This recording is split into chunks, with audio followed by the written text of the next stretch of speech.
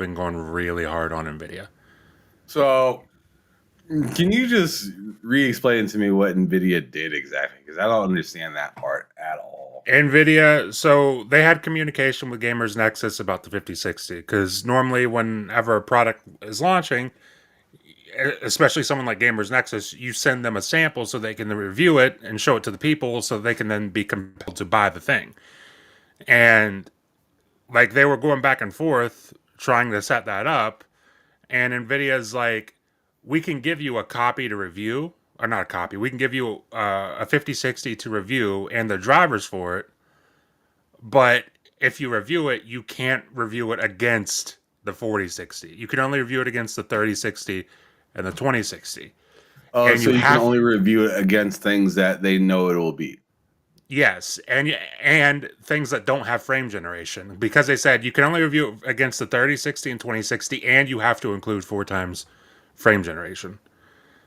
So like if you're comparing a 5060 with 4 times frame generation to a 30 or fuck a 2060, I mean, it's going to smoke it. It's not even going to be close. Oh, so they Just don't on even paper. want anything really raw about it. They want the four No, times. They want the they four want frame times generation. frame generation with everything that's being touted Yes. against said competitor that's set up to be worse than the new one that's technically not that great. Yes. And also, they said you can't compare it to AMD. You can't compare it to anything AMD has. So there's That's that as wild. You well. can't compare it, which is like the whole purpose of doing the videos that they do. Yeah, that's the thing. And that's what Gamers Nexus was. You can't compare it to Intel, AMD, or the 4060. So it's the 3060 and 2060.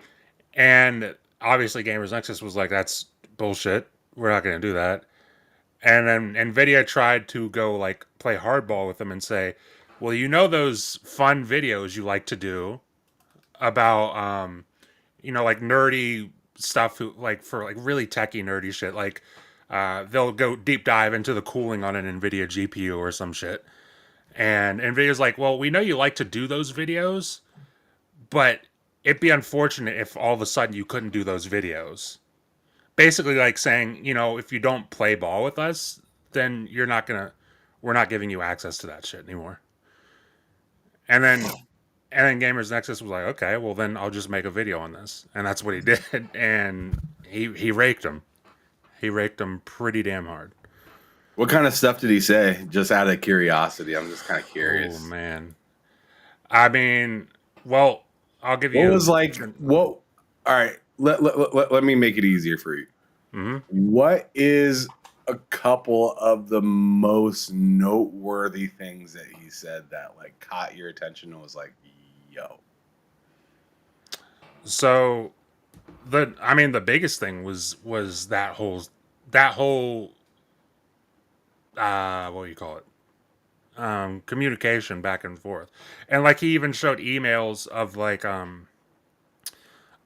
him communicating. I forget the name of the guy, not the dude who's on stage at Nvidia, not that dude, but like there's another higher up who is communicating with, and he was showing the emails of that. And they like he was saying that they were trying to end their communication. They were trying to rope in people like who are lower at the company so that they would then get the blame for this instead of the higher ups at the company. And Gamers Nexus just and Gamers Nexus was like, yeah, stop trying to do that shit. I don't want to talk to them. I want to talk to you. They're trying to And get then them possibly fired in case things go hot. pretty much, and Gamers Nexus was like, stop trying to do that shit. I want to talk to you, not anyone else. Damn, And he said, then I want to talk to your supplier. I don't want to talk to you. and then the dude just stopped communicating. And then like a week later, after no communication, Steve from Gamers Nexus sent them an email, said, okay, loud and clear, we'll just run the video. And that's what he did. Tragic. Oh, man. It's unfortunate. Sounds like we need to let that kind of figure itself out, because I'm kind of wondering where that's going to go, and I'm sure that we're going to be talking about that on some future shows. But without any further ado, let's go on ahead and get the show started. I'm going to kick off the intro. Thanks, everybody, for joining. What's up? I see you guys, Fuzzy, Tomato, Ray Chi, Jason. Thanks for those of you that joined. I see some other people are up in the chat watching and whatnot. Let's go on ahead and get the show started, and we'll kick it off here in just a moment. This fall, Bill Cosby returns to television with something new, own unique style. You gonna be in there long? Norton Furniture is here for you. Now, seriously, if you can't get credit in my store, you can't get credit anywhere. My name is Mark, and you can count on it. 540, join. Join the fun. All have some. Blow it up now, give it a whack. Turn up the fun with Balzac. Hit it. Hello. I am sorry, but I must interrupt this show. Later, you know what it is. Hey, ham solo. It's time, baby. Low. Let's turn how we do. Hey. They said we said we hit. They said we said we on. They said we said we strong. They said we said we go. We say that you heard right. We say that you heard right. We say that you heard right. We say that you heard right. They said we said we in. They said we said we on. They said we said strong. They said we said go. We say that you heard right. We say that you heard right. We say that you heard right. We say that you heard right. Man, I swear that it's imminent. I've been going so hard on my penmanship. About to go in and buy me a whip. And I pull that shit fresh off the dealership. I can leave you on red like an Xbox. Got me laughing at you like you Red Fox. Got you chasing Hot Wheels like a Matchbox. EA running the game and it don't stop. Super cold like I'm playing for Blizzard. Got you all in my sights like Red Dead Redemption. Never gonna slip on my pimpin'. Better get out my way, bitch, I'm on a mission. Really ain't no competition. I'm steady grilling opposition. I'm get up and ready to win. They can play it how they play, but fuck what you say. I'm getting this money today. Last of us like a dying breed. Down the ride like a noble steed. Fatality moves, I make it bleed. That's on any game, that's on any screen. Shut up and give me your money. They said we so lit. Even if I take an L, we coming back just to show that we don't quit. They said we hit. They said we said we on. They said we said we strong. They said we said we go. We say that you heard right. We say that you heard right. We say that you heard right. We say that you heard right. They said we said we in. They said we said we on. They said we said strong. They said we said go. We say that you heard right. We say that you heard right. We say that you heard right. We say that you heard right.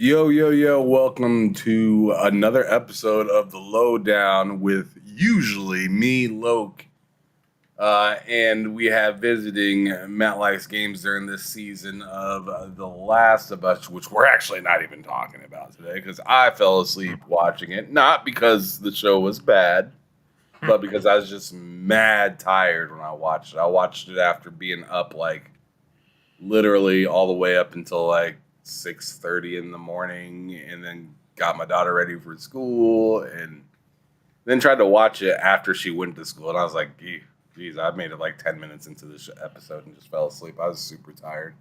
But this week, Loke's not going to be with us because he has some family stuff going on. So it's just going to be me and Matt here kicking it with you guys, talking about what's been kind of going on within gaming. Like I said, we'll talk about the Last of Us episode next week because I haven't got to see the whole thing yet. But we're already starting out with something that a lot of people are really surprised about, but at this point, I'm just not even surprised about. And let's go on ahead and get it in, talk about it. Hellblade 2, Senua's Saga. The Enhanced Edition is announced for PS5 with additional features and PS5 Pro support. Did you hear about this? Did you happen to run into this at all? throughout today, getting ready for the show, or just waking up, rolling over, opening up social media? Did you happen to see this already? What's funny is this is the first I'm hearing of it, so that's kind of perfect. Uh, but yeah, I mean, I'm not. I'll tell you. I'll tell you how I know. I'm kind of. I'm kind of over the whole going Xbox games were everywhere because you dropped this. I didn't hear anything about it. You said it, and I was like, yeah. My initial reaction was, yeah, okay. I mean, here's the thing. That's really cool for PlayStation players because, if I'm not mistaken, Hellblade was first on. I mean, it came to Xbox eventually, which is where I bought it, but it was first on PlayStation. I think it's like a timed exclusive or something. So that's cool for the people who are on PlayStation who were looking forward to Hellblade 2, didn't get to play it. Now they can.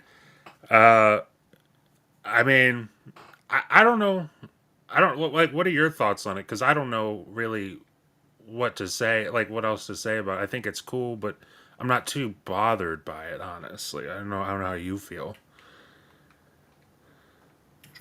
I'm just not surprised. It just is what it is at this point. I already spoke my piece on this like almost a year ago at this point, where I was just like, I mean, obviously, I'm not a huge fan as being Xbox first kind of guy because it's just like, oh man, like the whole like excitement of you having something and somebody else not having it is gone. Yeah.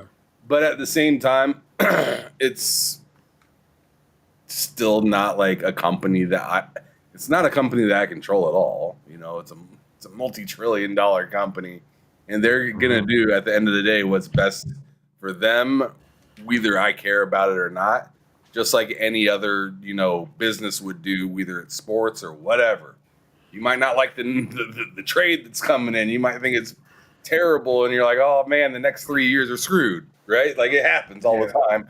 And it is what it is. And but in this sense, it's kind of like, yeah, it stinks, but I still get to reap the best benefit at the end of the day, right? I still get to be able to play it on Game Pass. If I want it, I can still buy it, and I can buy it for cheaper than I'd be able to get it on the place that it's coming to later, which happens to be PlayStation. But yeah, but am I surprised? No. They already had said that their whole strategy is to put games everywhere, and this is just them following through. So I'm not going to be shocked that they said something and it happened. It just kind of is what it is. What is shocking, which I won't even argue with anybody about, is how they ended up in this situation. Like, I can agree with anybody on that. Like, to say, oh, it's only 4 games, don't worry about it, and then, you know, and then, you know, later it, you know, is more games than that. It's just like the kind of lies that ended up to this situation. I can totally get on the side of somebody that's a little frustrated about that. But at this point, this year, it's like, dude, they've been said that they were going to do this. So Yeah. I'm not too like I can't be too mad about something that I knew that was gonna happen. Right? Like everything that's been coming out as of lately kind of has. I mean, they just announced Gears. Well, like they announced Gears going over. If I was gonna be mad at anything, it would have been that. Yeah. But like that's over. So seeing Hellblade coming, it's like Hellblade's much lower on the totem pole Yes. than Gears is in the Xbox community. So like being mad about that now seems like it's like, oh, you kind of missed the angry party already. Welcome, I guess. Welcome to the party.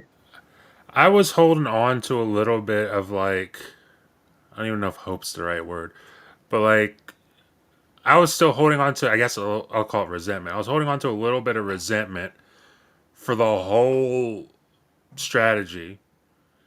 And then they announced Forza to the PlayStation 5. And I was like, oh, okay.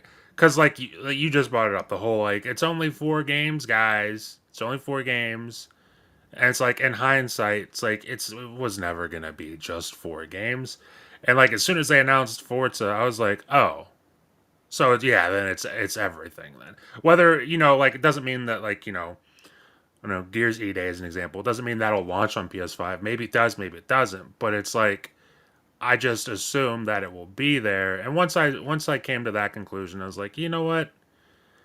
I I don't I just don't care that much anymore. Especially I don't know if we'll talk about it later, but like seeing what it seems like Xbox's plans are for next gen, I'm feeling pretty I'll say this, I'm feeling pretty good about where Xbox is at right now. And what we're hearing about what Well, next they're gen at could exactly be. where they told you they were going to be at, right? Exactly that. And that's the thing. Because here's the thing with Xbox is like for so long, I mean since what was it, 27 the end of 2017, 2018, whenever they first started getting studios and putting things together, there was like a long period up until 2023 of like, God, yeah, we know you got all this stuff, but when's it going to happen? And you had that during that whole time. It's like, don't worry, guys. This year will be the year. This year will be the year. This year will be the year. And it's like, for years we heard that. And finally, it's like, yo, this year's definitely the year. You could say last year was the year. 2023 was the year. I mean, Redfall obviously was not great, but like outside of that, but like, yeah, now that they're hitting their stride, now that they've hit their stride, not hitting, they've hit their stride.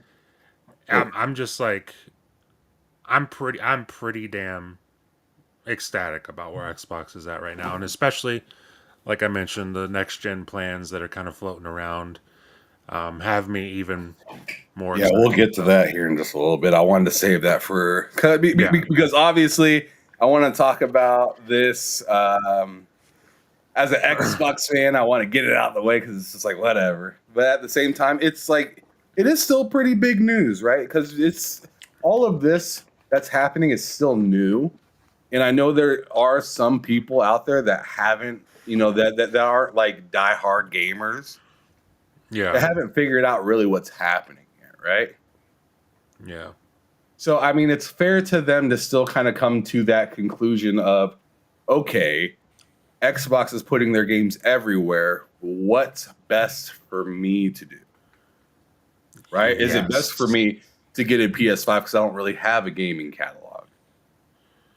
Is it best for me to keep a Series X or a Series S because my game catalog is huge and getting rid of this and starting all over may not make sense? Maybe you're getting the exact same kind of frame rate, getting the exact same kind of resolution. Wouldn't really make sense. Maybe you're looking into next generation to see what to do is, right? But with all this kind of stuff happening, there's also like positive points as to like, Game Pass, cheaper games, more access through different, avenues, being PC, cloud, and, Steam and yada, yada, yada. But like, it's interesting, but it's also definitely kind of like it's definitely an L in my position as a fan of like just being around Xbox for like the last 20 so odd years. But as for everybody being able to play, the current lawsuits that are going on with Apple and shit right now, like, this seems like an idea that makes sense. And then you see, Sony come out just recently talking about MAUs matter more than console sales to them now. And it has you scratching your head like, as much as people are clowning Xbox is laughing to the bank. Yeah. And Sony doesn't love that. They don't love it because it's just like it's a little weird, but they're taking the biggest benefit out of like, Xbox kind of falling short of their own consoles and whatnot because they get to get the sales and everything like that. But their whole issue right now is making something just for them, because Xbox bought what they essentially bought the future for themselves. Yeah. Sony, kind of grinded it out and did their thing, but they're kind of taking some weird directions as to where this thing that's happening that Xbox is, this alley that Xbox or avenue Xbox is taking is actually helping out the PlayStation as well, which is really weird. And I said it before, it's just like that Apple moment when Apple was kind of like, oh, what do we do? And then all of a sudden, Microsoft, when they should be stepping on their neck, they actually help them up and say, oh, here's some stuff. And then they continue to sell really good numbers. Apple's stays doing just fine. Well, Sony's doing the exact same thing.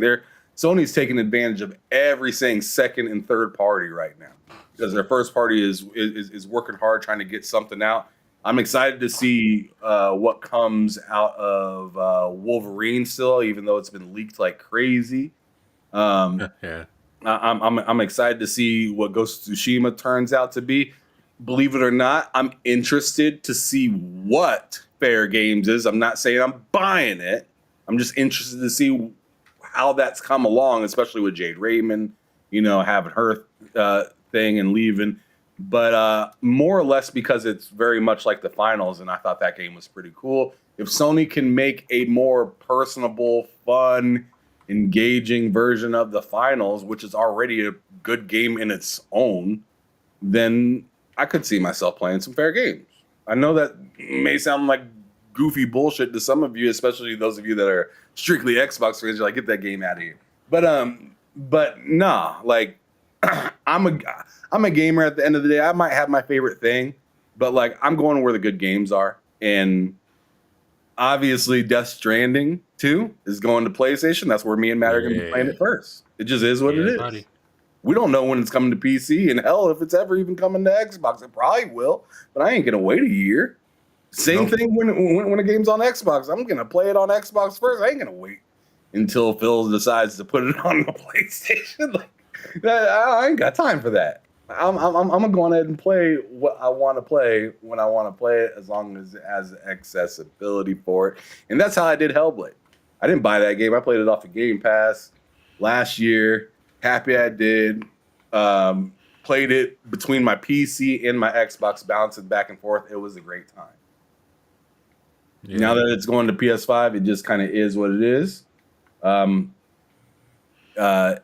hopefully I'm interested in how well it will sell over there. I think it will probably do. I think it will obviously do a little bit better than it did on Xbox, just because it has a larger player base.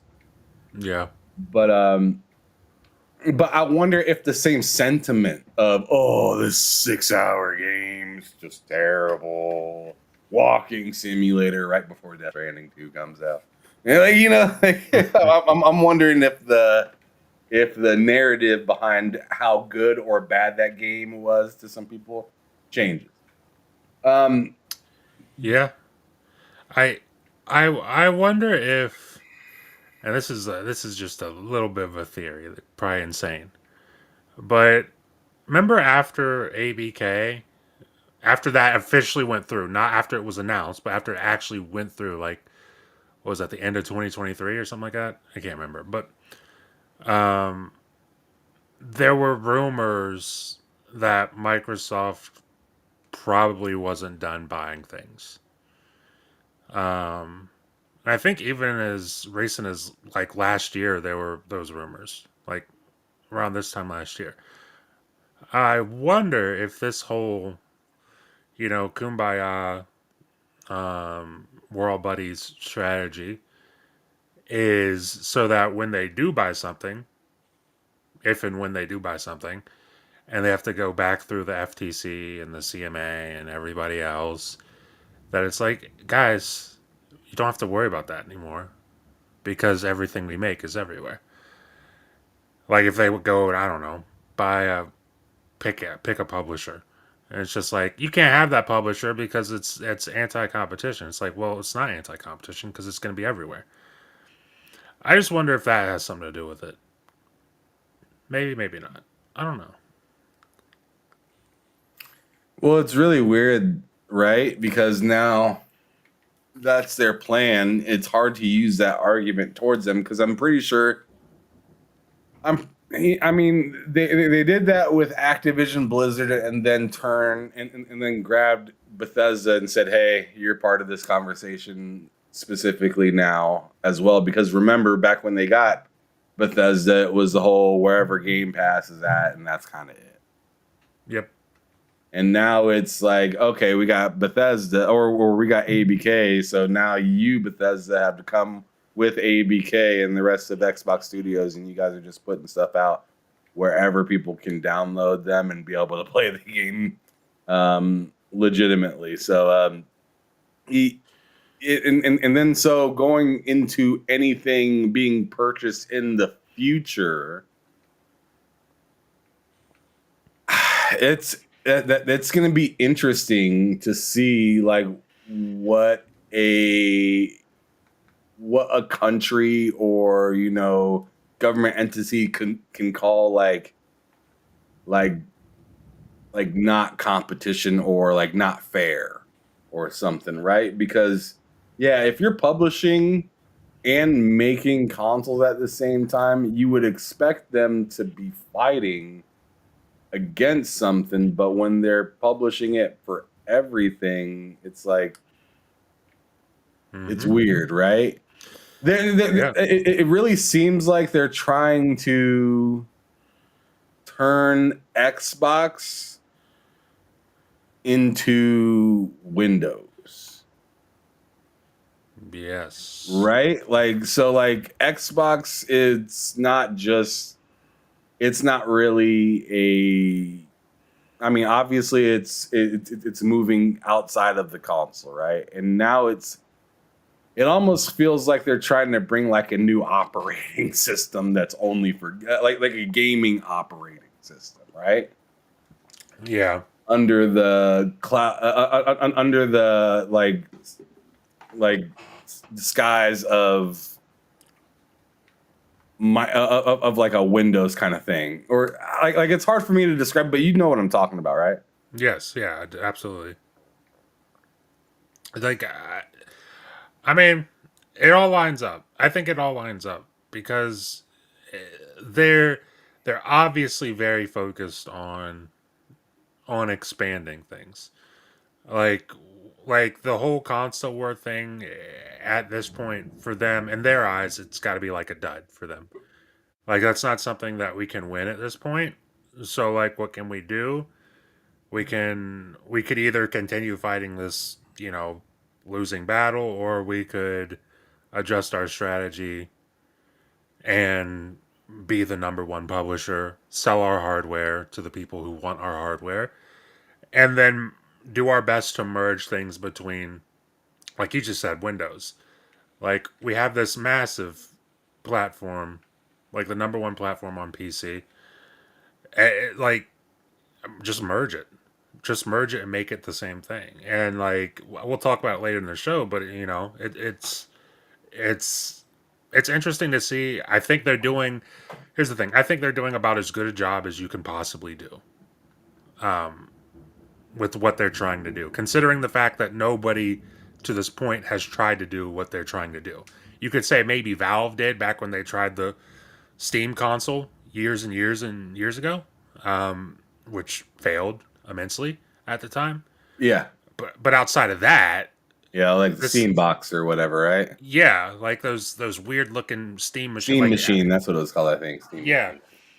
Like it was a cool idea, but it did not land properly, and Xbox. There's just a bad timing for it, right? Like, yes, it was very ahead of its time, and now Xbox is like, you could even argue Xbox right now with what they're trying to do is ahead of its time, but they're doing it, and I feel like they're going about it in the best possible way that they can.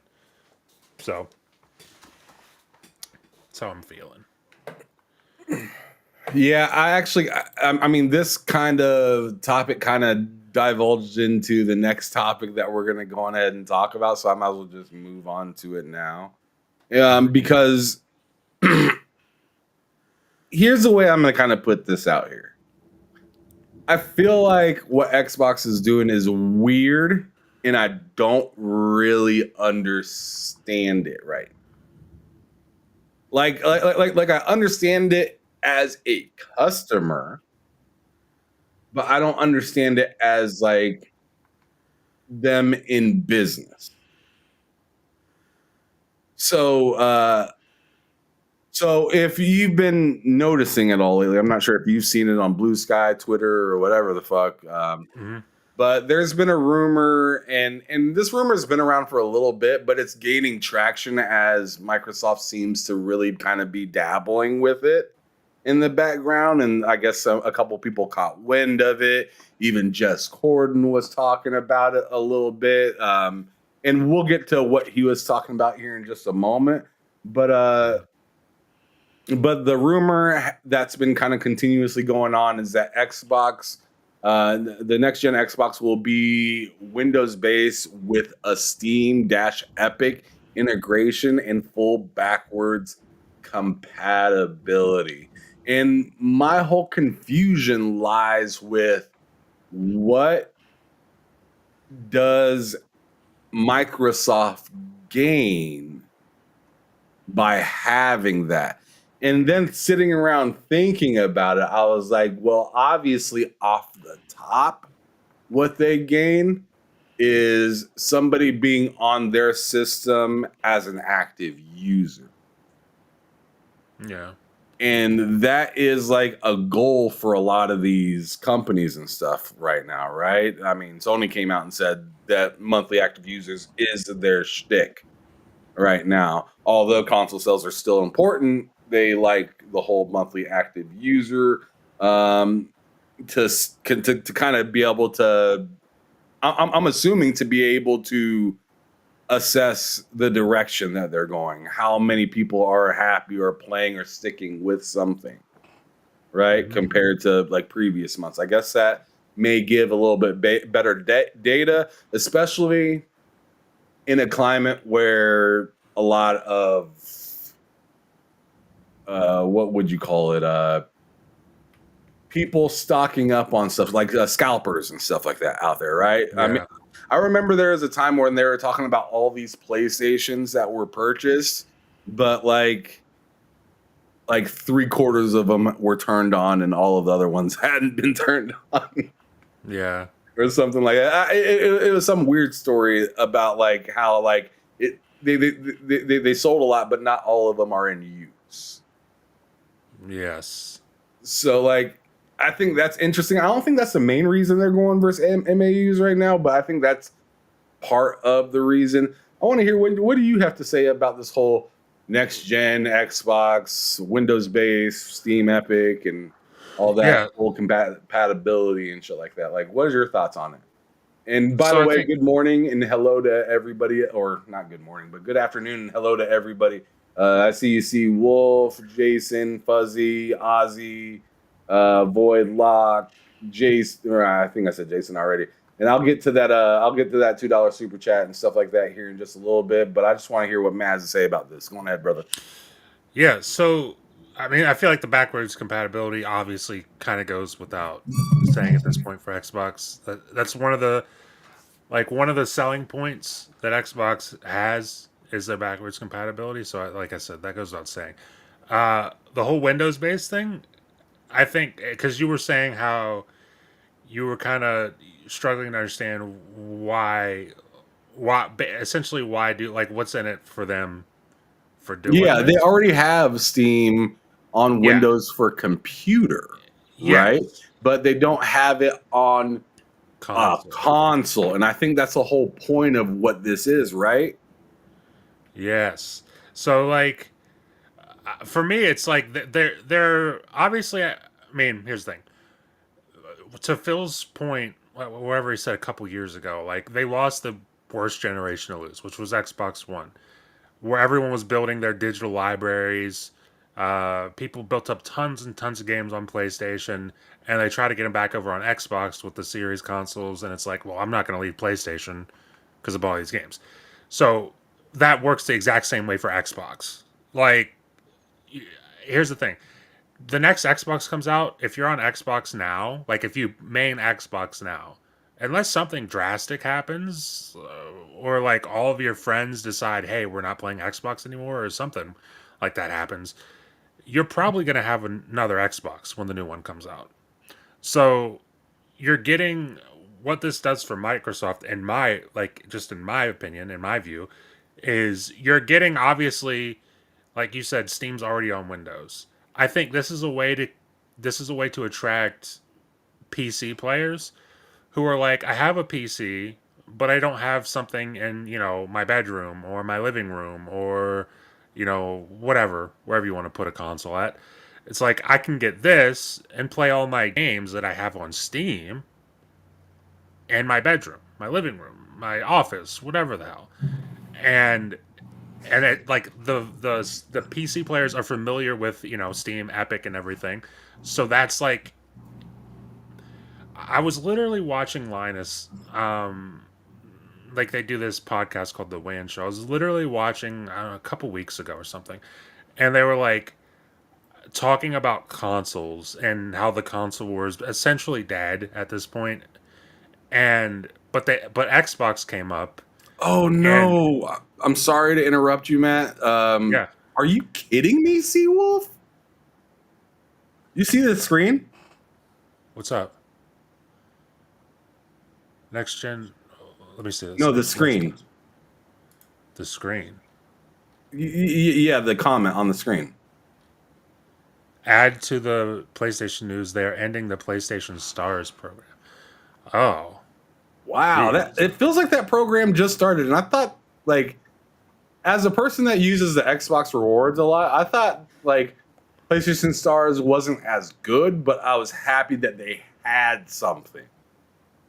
Yeah. That would allow you to gather points of some sort to be able to purchase games. Seawolf, I know I'm quite a bit of comments behind. I need to catch up. I still need to get to that super chat here in a little bit. But please respond to me and let me know, and let me know if they're going to keep any sort of thing that's going to allow you to accumulate some sort of points to be able to put them towards something instead of just, trophies kind of being empty. Yeah. I mean, I'm not saying that you should get money for every trophy or everything, but like that was kind of the reason behind the Stars program, is to keep playing, keep buying, so you can gather points and flip it into something else, or get like these NFT things, which I thought were super pointless. Sure. But yeah, go ahead and continue, man. I'm sorry. I just thought that was interesting. You're fine. But yeah, I was saying, I was watching Linus's podcast, and they were talking about the console war and how it's pretty much done at this point. But like Xbox came up, and I think it was Linus who said, I can't think of a reason right now, as someone with a gaming PC, like Xbox has not given me a single reason that I need to own an Xbox. And Luke, who's on the show, was like, well, those rumors about like the next gen Xbox probably having some sort of Steam integration, some sort of Epic integration, and being like a fully Windows based machine. And like Linus got really interested in that. And I think there's going to be a lot of people who go like, why would I need to own an Xbox? Why would I care? Especially like PC gamers. And then they see something like that and they're like, oh, that's actually really interesting. Maybe I should get that. And then you have the console people who are already in the Xbox ecosystem who are like, well, I'm not going to not have an Xbox. Like, I mean, me, you, like, we're going to get the next Xbox. So it's like you get, I think it's kind of melding together two different communities. Now, I mean, how much does that sell? Who knows? But I think it probably would sell more. I would imagine it would probably sell more than whatever the Series console is selling right now. Just because it's for two different communities. It's for the PC community and the console community. So we'll have to see about that. But I'm excited to see it. Because we've been talking about this for years. Mental brought it up for like the first time on our show, like a year ago, at least? Like as soon as those rumors started happening about games going to PlayStation, when they were still rumors, I think we were talking about this. So like to have some more reporting on it, to be a little bit closer to hopefully seeing it. Probably not this year. We're probably not going to see it, but like next year maybe we see it. I'm interested to see how they do it. Is it fully Windows? Is it like, is it like how they're doing the Xbox game bar on PC? Because that's gotten a lot better. If they make it like that, then that's really user friendly for like console people. That's really user friendly. So I'm interested to see how they tweak it to make it appeal to both audiences. My goodness. And Dayreezy with the $2 super chat. I appreciate you, brother. Thank you so much. And welcome back to another episode. Once again, he says, now Loke can play Hellblade 2 on ShitStation 5. There you go. I'm sure Luke's gonna love it now. I think we might have to get him to play that game again. Yeah, I think that's the right thing to do. He needs to experience it with the DualSense controller. Yeah, there we go. There Yep. we go. All right. So I wanted to go get into some of these bullet points right here and just kind of talk about them a little bit. We already kind of talked about the Steam Epic Game Store, beta that they're kind of working on right now and what we kind of thought about that. And we talked a little bit about the Windows-based Xbox with a console-like shell. But something that we haven't talked about yet is the full Xbox emulation on PC. You touched on it just a little bit, but I want to talk about what that kind of means to you and myself. And I'm assuming what they mean by that because it says full Xbox emulation on PC. So I'm assuming they're talking about some of the old backwards compatibility type of games that aren't currently available maybe on PC, because PC and Xbox console are still kind of segmented when it comes to a lot of its games. You can play WoW on PC, you can't play that on the Xbox. You can play, I think it was certain Gears games or something like that on Xbox, but you can't play them on PC. Yep. 2 and 3 aren't there. Exactly. So there's things missing from each other. And I think what they're trying to do, or actually I shouldn't say I know what they're trying to do. They want to integrate everything. So there's no kind of, I need to play on this to get to that. I can play WoW on a console, or I can play it on the, on the PC. I can play Gears over here. I can play it over there. And then as well as your purchase, once you purchase it being available to play everywhere instead of you purchasing it on console, not being able to have it on PC, or the other way around. Like right now, you can play Forspoken on Xbox through the PC version, but you cannot play Forspoken on the console at all, right? Yeah. So they have a lot of weird situations with that. Also, things like like the original Death Stranding game. You don't get that over on the Xbox. You have to get the director's cut version. And I couldn't transfer the data that I beat the game with the original version onto Xbox, the regular Xbox, because they're technically two totally different copies of games. Yep.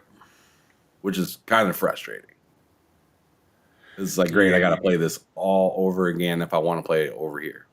I have to start from scratch, even though I beat the game, and I wish all the stuff that was in the director's cut just appeared, right? And I could just continue to do side stories and stuff like that. But anyways, I digress.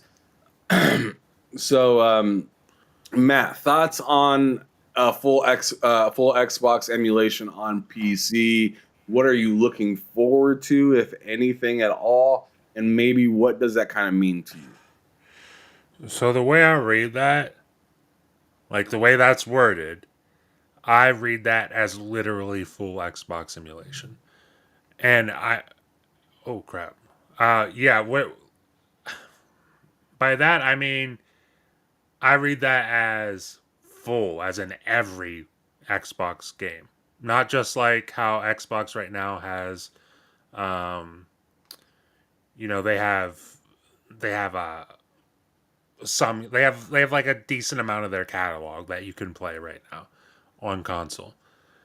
When I see that on PC, I'm thinking the full thing, like every original Xbox game, every 360 game, obviously Xbox One and PS4, Xbox One and Xbox Series. I would imagine is also there as well. Because, dude, if this is a Windows-based machine, think of like, I mean, we were talking about emulation not long ago, off the show. Think of like you can emulate any Xbox game, any original Xbox game. You can emulate any Xbox 360 game. It's just, I guess, for a corporation, it's obviously a licensing matter. So, like, can they figure that out? And if they can figure that out, I don't see why there's a reason they can't emulate every single Xbox game that's ever been made. And if that's what they're doing, dude, if that's what they're doing, and it's part of this console, this Windows-based console, then oh my god. Then remember how we talked about how if PlayStation had a PS3 back, like for me, I know you want PS2 and PS1, obviously that would be sick. But like for me, I really just want the PS3. If they had that, like we were talking about, if they had that on the PS5 Pro, that might be a selling point. Bro, if they got full backwards compatibility, every game they've ever made on the next Xbox, that's obviously I'm already there, but that's a huge selling point for a lot of people.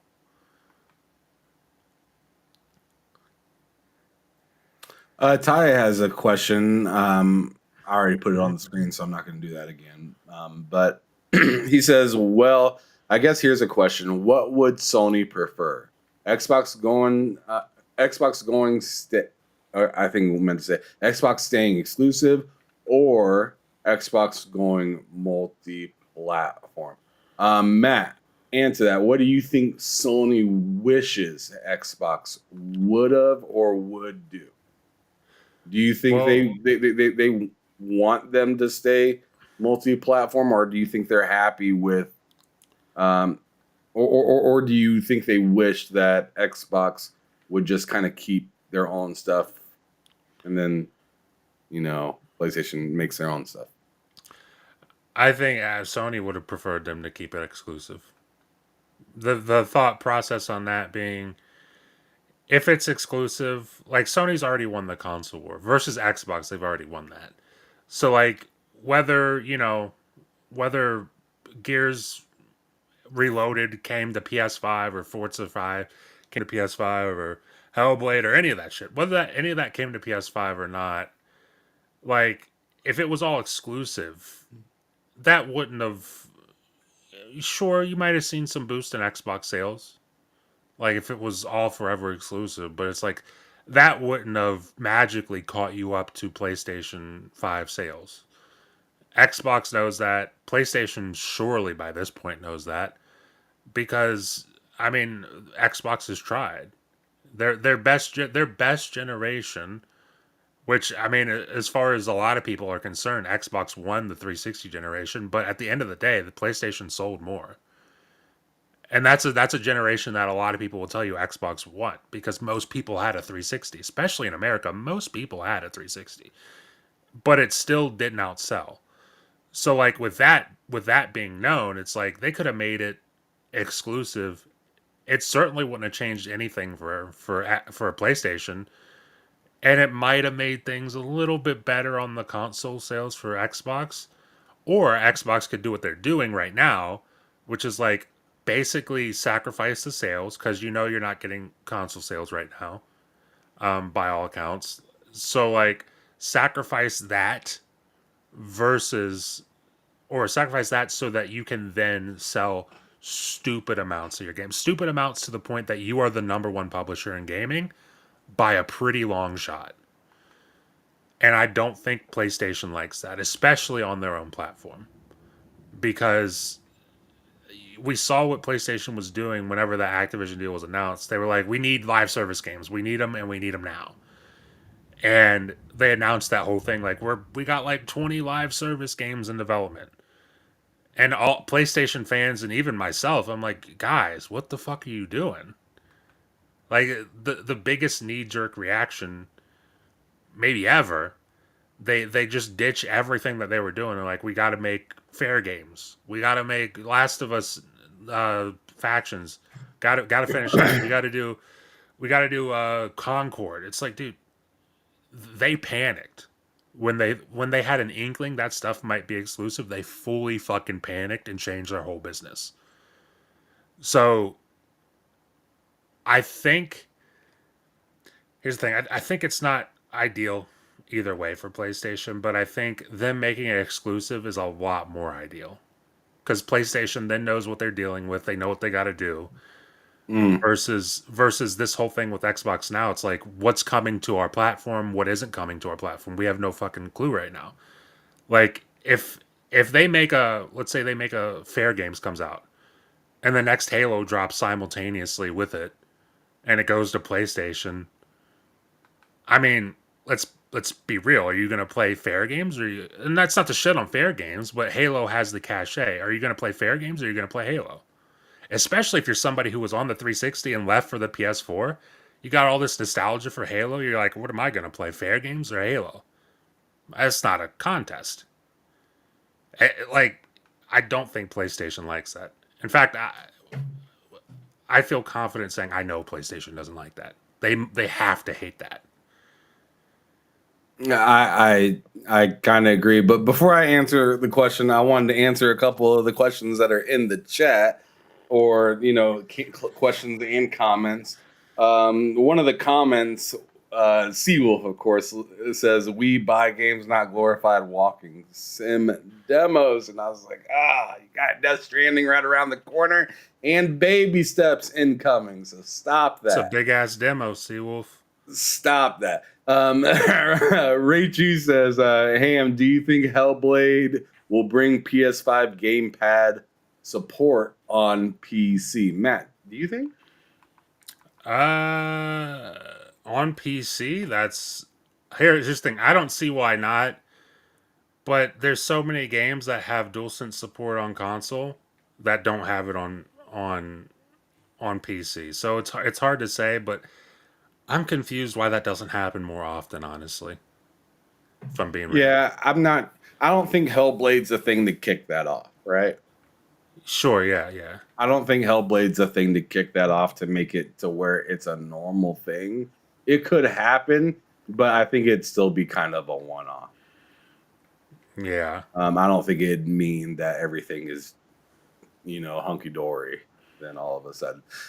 But anyways, we were talking about what Ty's question right there, which was, do you think Sony would have liked them to Xbox to stay exclusive, or do we think Sony would have liked Xbox to do what they're doing with their multi-platform strategy?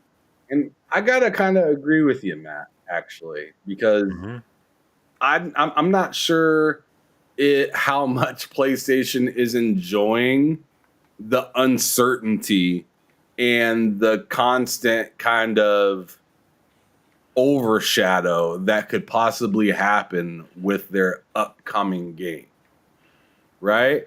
They go to, put up, I'm going to use your example. They go to market Fair Games, but then Halo says, hey, we're coming. Yeah. That's not the best overshadow, right? Ghost of Yote is coming. What happens if fucking Outer Worlds drops right at the same time? Two totally different games. So I feel like it's the same situation as Oblivion and Clair Obscur, right? Where you'll play whichever one you actually cared about, right?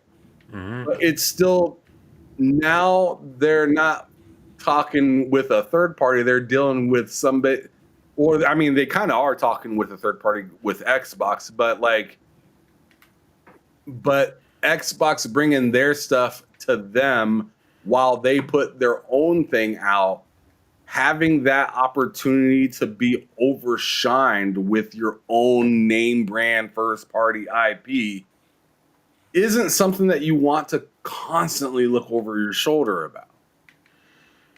Yeah. I feel like that's kind of like, oh man, like there's always going to be like, but did it sell more than the Xbox game?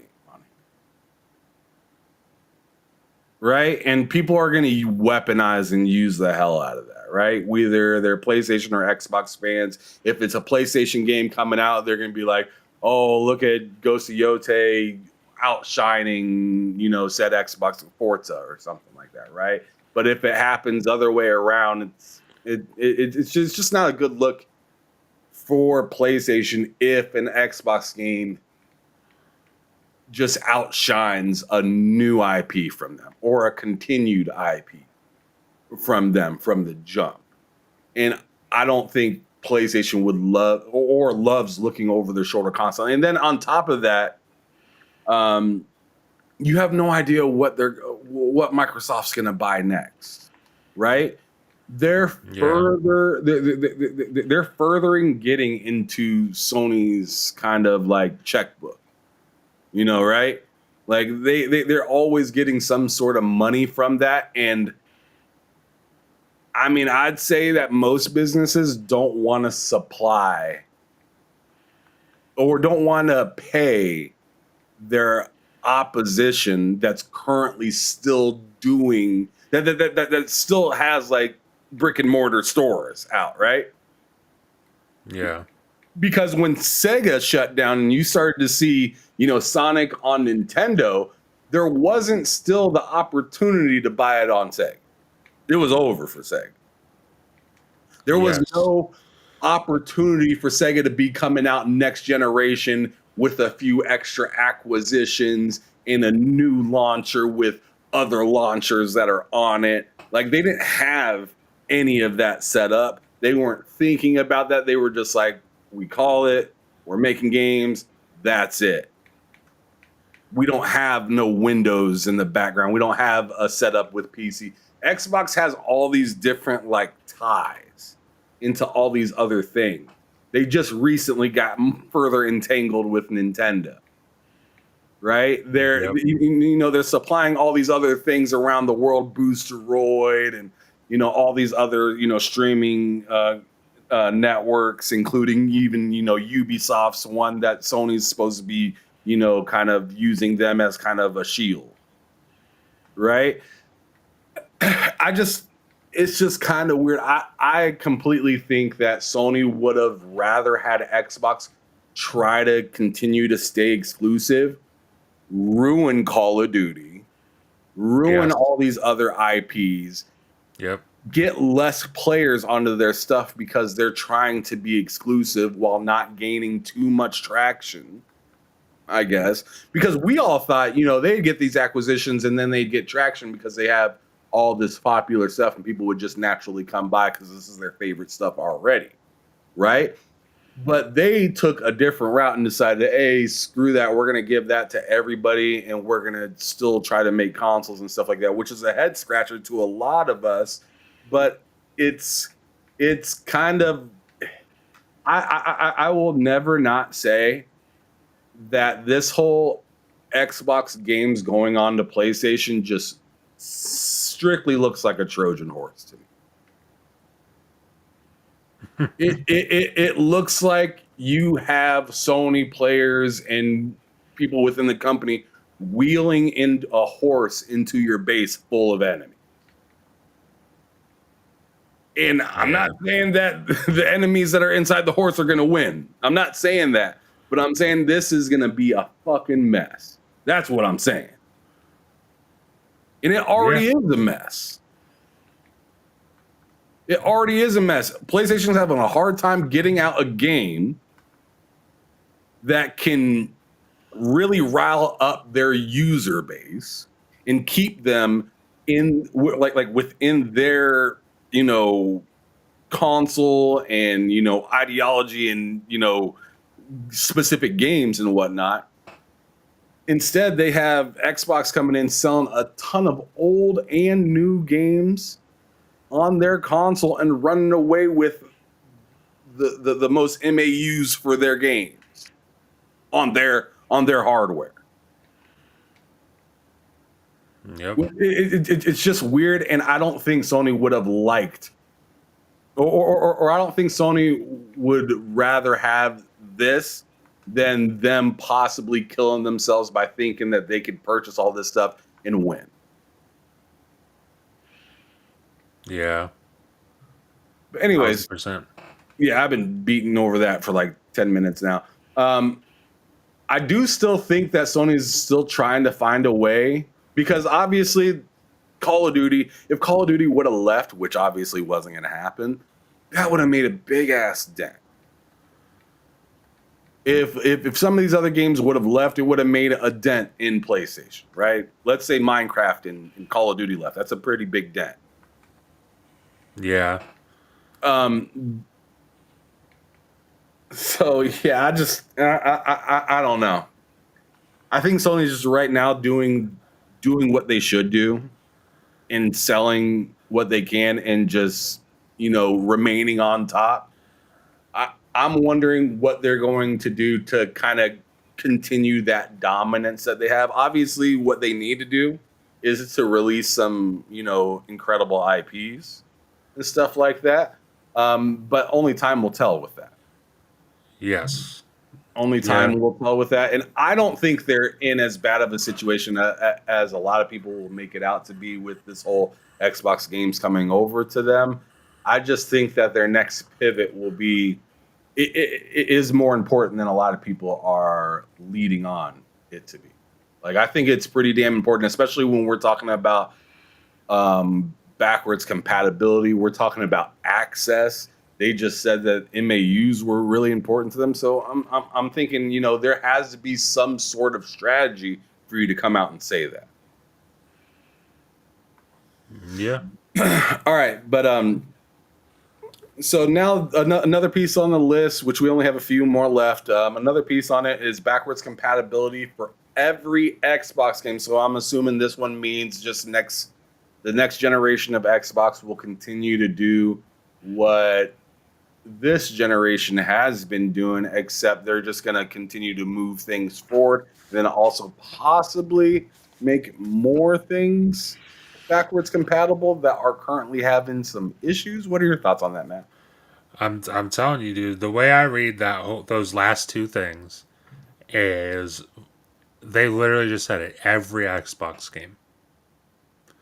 If they can do that for every Xbox game, I'm already there. I'm already there. You don't got to worry about me as a customer. I'm already there. But if you can do that for literally every Xbox game, then I guarantee you they get some more customers. I guarantee you they get some more people into the Xbox ecosystem off of that. Drawn TJ with the $5 super chat. What's cracking, Drawn TJ? I appreciate you sliding through. Says Steam on Xbox will be the downfall for PlayStation. I can't wait. Damn. Thoughts on that, Matt? Any? Will be the downfall for PlayStation. See, I don't You think know. it'll be the downfall of it, though? I don't think it'll be the downfall for PlayStation. I think it'll be a turning point, a very big turning point for Xbox. Like PlayStation's at the point really where their downfall is going to come from them. I don't think PlayStation's downfall is going to come from Xbox. It's going to be them shooting themselves in their own feet. Whether that happens or not, we have to see. Because Ham just said it. They got to make... The problem with PlayStation right now is they got to make games. Selling consoles is easy for PlayStation. They're doing that shit left and right. They can't stop selling consoles. But the thing is, they need the games to keep up with the console. Because right now, PlayStation's not selling consoles right now because there's just so many fucking games that they keep cranking out. They're selling consoles right now because they're the de facto console. Because they're the default console for, like, you tell your grandmother, I want a console for Christmas. You're probably going to get a PlayStation. Maybe a Nintendo Switch. That'd be a disappointing Christmas. But Yeah, it's not a bad idea anymore, especially seeing where prices are at. exactly, yeah. So like they just need the games. I think the way PlayStation's downfall is going to be if they don't start hitting on the games. Like, because for a while, for like over a decade, they were hitting on games. They were fucking crushing it.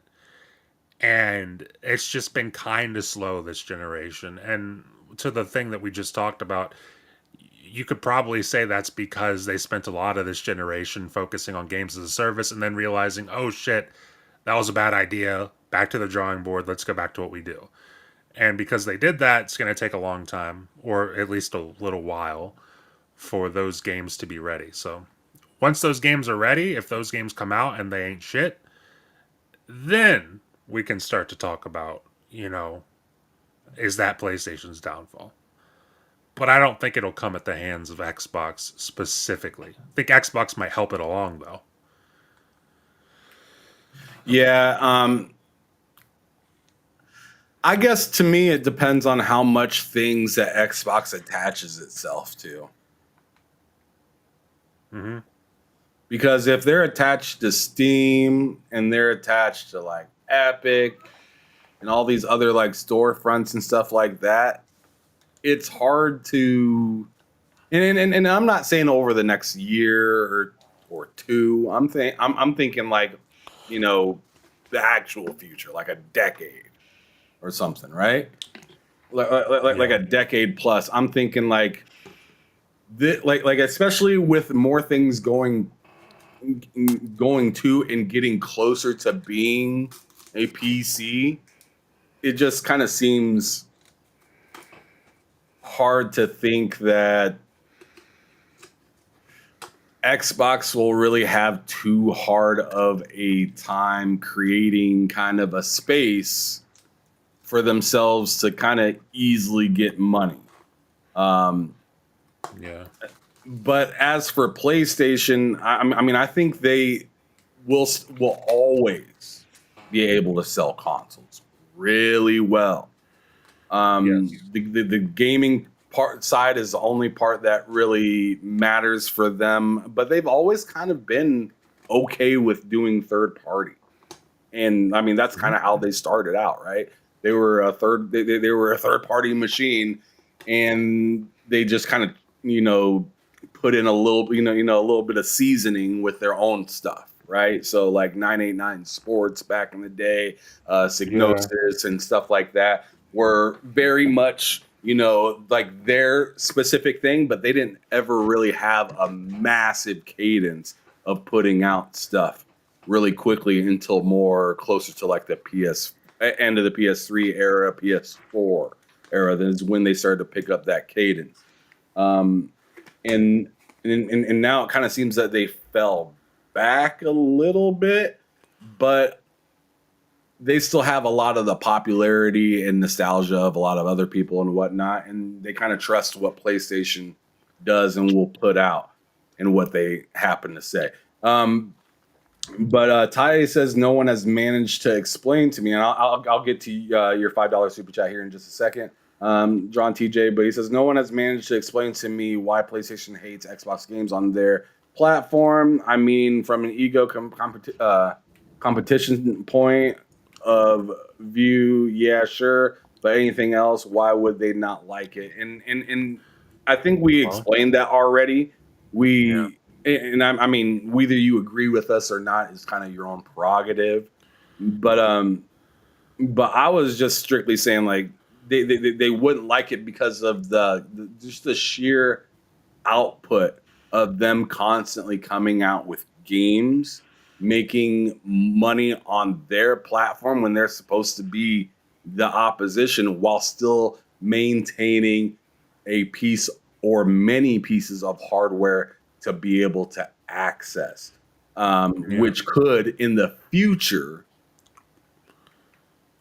change the way that somebody decides to purchase a platform or go into a platform.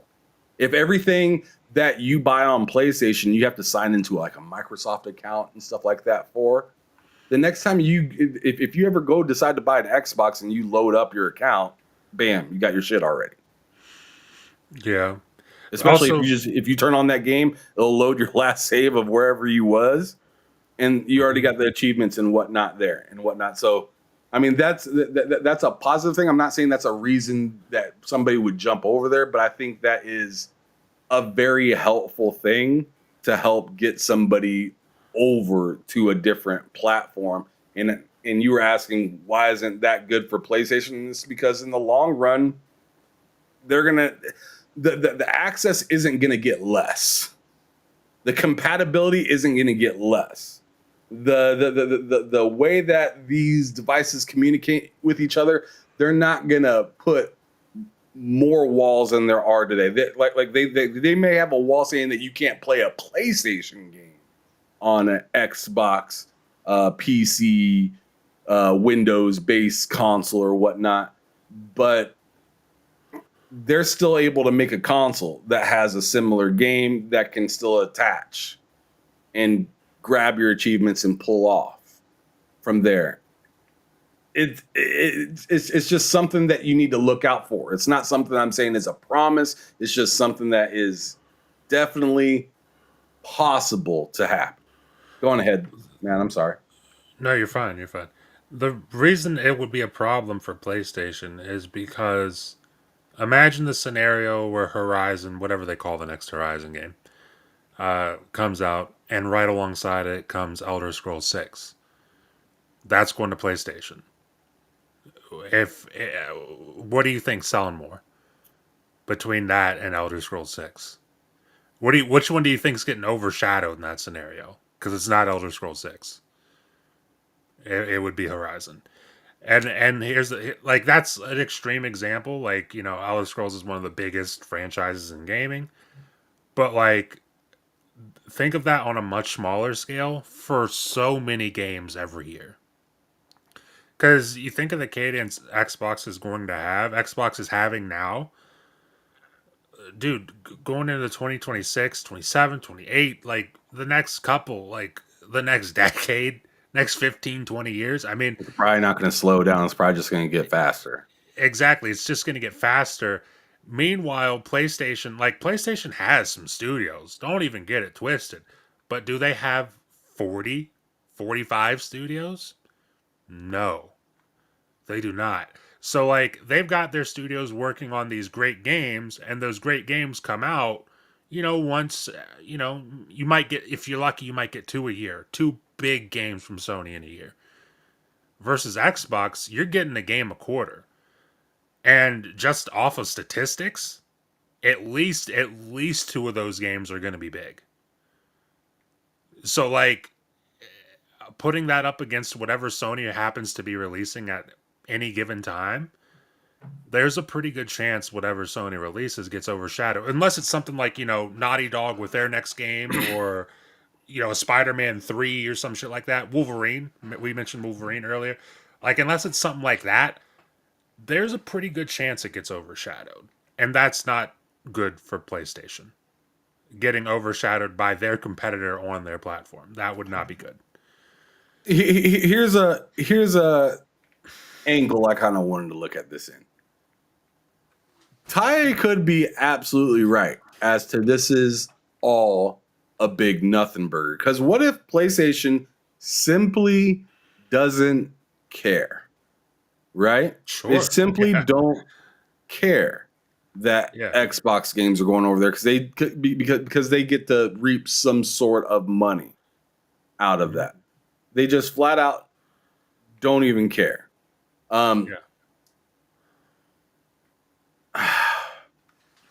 What I feel like some people are saying is that Xbox can go on ahead and put their games on the PlayStation because PlayStation's just going to kind of cover the side of their head and never look at the numbers. You know what I'm saying? They're never going to look at all the more money Xbox is getting by expanding and putting everything everywhere. They're so focused on themselves and just the beating of their year over year. They don't care about beating anybody else. So Xbox can make billions and billions and billions. I feel like Trump saying that. billions and billions on their platform and whatnot. But as long as PlayStation is beating their year over year, then they're happy. Yeah. That could very well be the scenario that's playing right now, right? Yeah. Where PlayStation doesn't care. They just want to make sure that they're making more than they did the previous year, right? 100%. But then that would be saying that Sony is no longer competitive in any aspect with Xbox, and I just can't believe that. Yeah, I just Sony doesn't won't like Xbox. believe that, right? Because I feel like PlayStation wants to win everything. They don't want to just win console sales. They want to win console sales, mind share, game sales. They want to win everything, as they should. So I find it weird that there's some people, Ty included, I'm throwing your name out there, brother, in the chat that are like, why is this a problem? And I'm like, I think it's a problem because it would be really weird to see two superstars in the league. So let's say Shea Gilgeous-Alexander and like Anthony Edwards, right? Mm-hmm. They're making a ton of money, but one decided to, you can see and watch and play my stuff everywhere, and he gets a ton more money.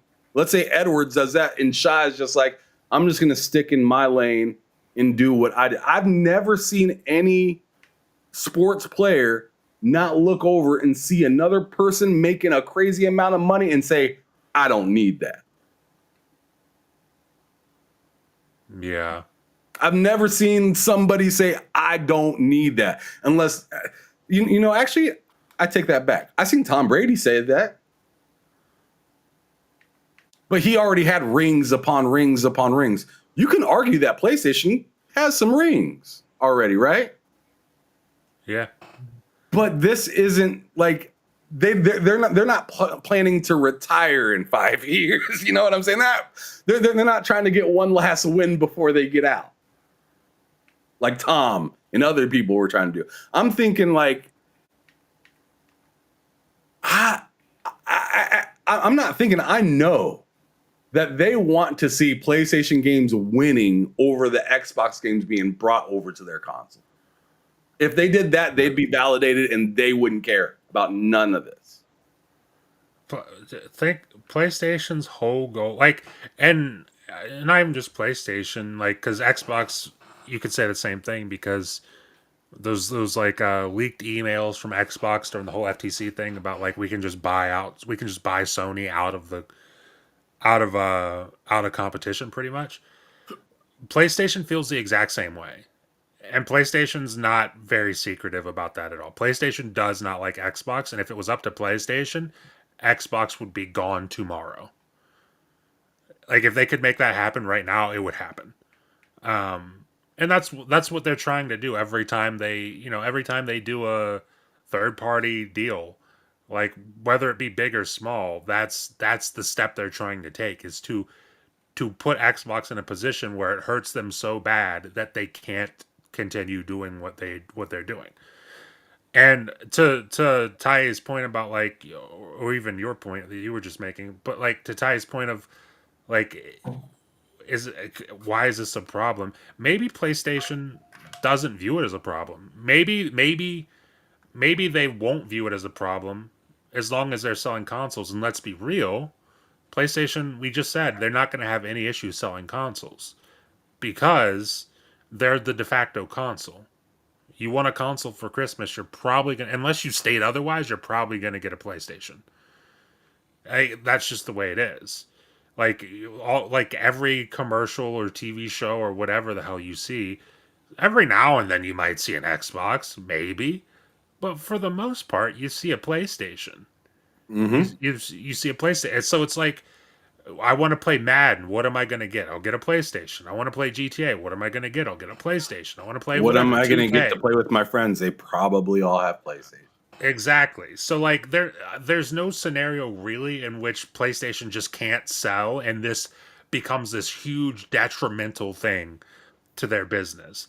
I'm just saying like what I said when John TJ dropped his super chat earlier, like I don't think the death of or the downfall of PlayStation will be Xbox. I think the downfall of PlayStation will be PlayStation. Whatever that ends up 100%. we have to see. But I think what Xbox is doing right now certainly doesn't help PlayStation. No, they're shaking the tree. Yes, exactly. They're shaking the tree. I mean, and keep in mind they're shaking a really thick trunk. Yes. right. Like it ain't moving too much. They're like they're just like, you feel that vibration? It's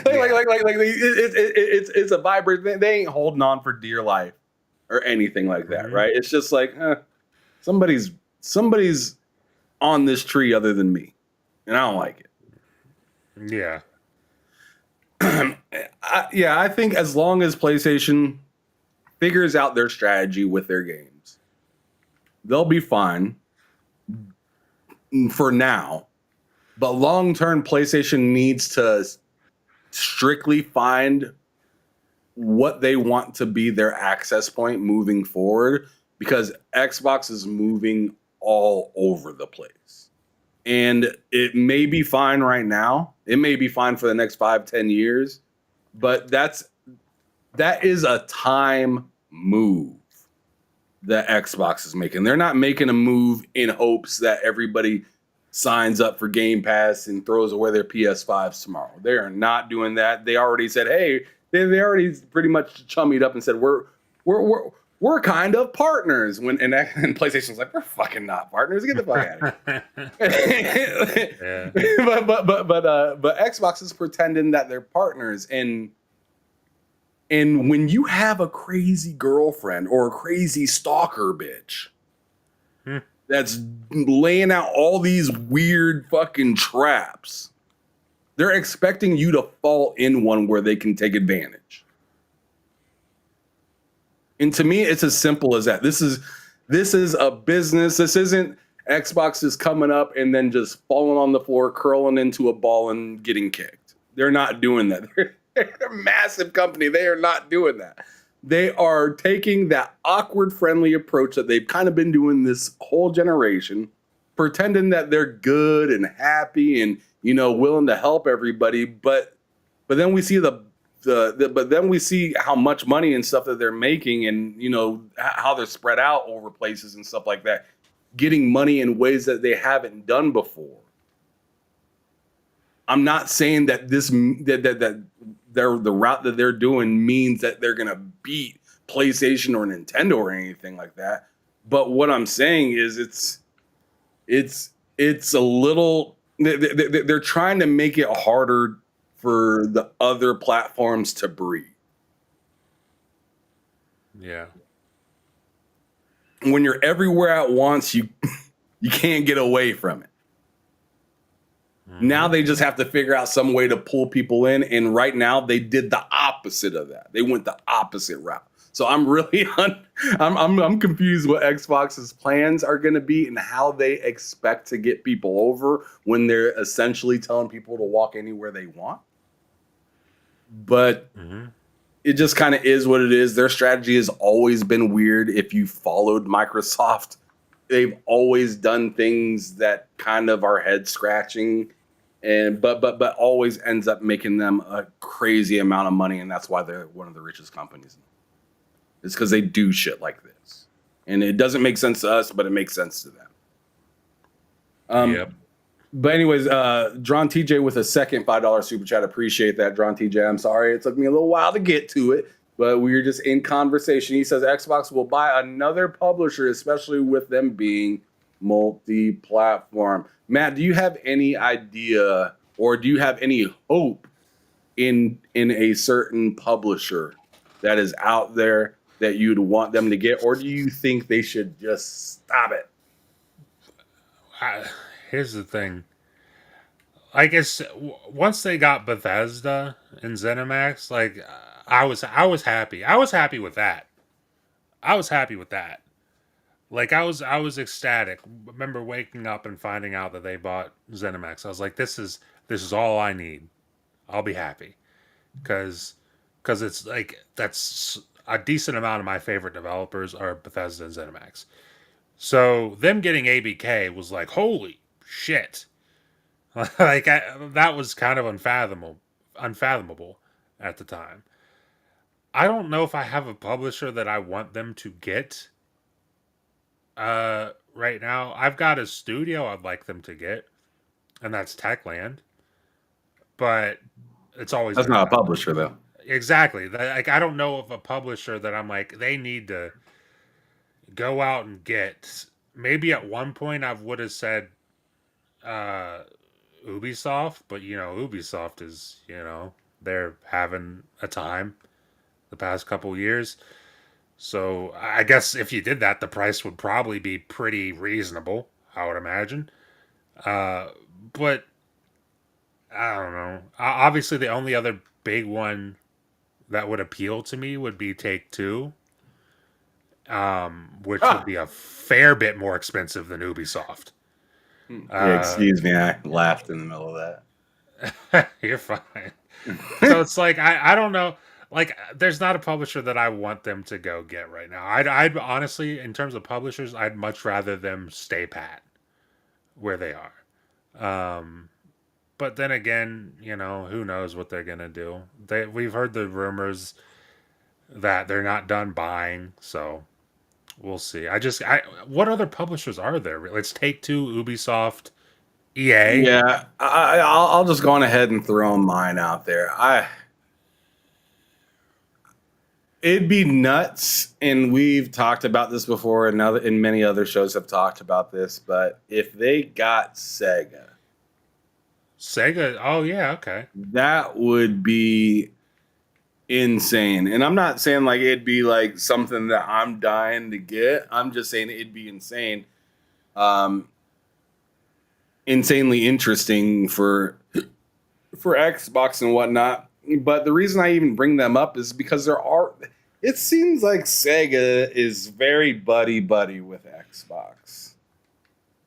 They've always been like that. And yeah, they always have been since before the Xbox even came out. They were buddy. Even when it seemed that Sega didn't know Xbox was making their own console, they were buddy. And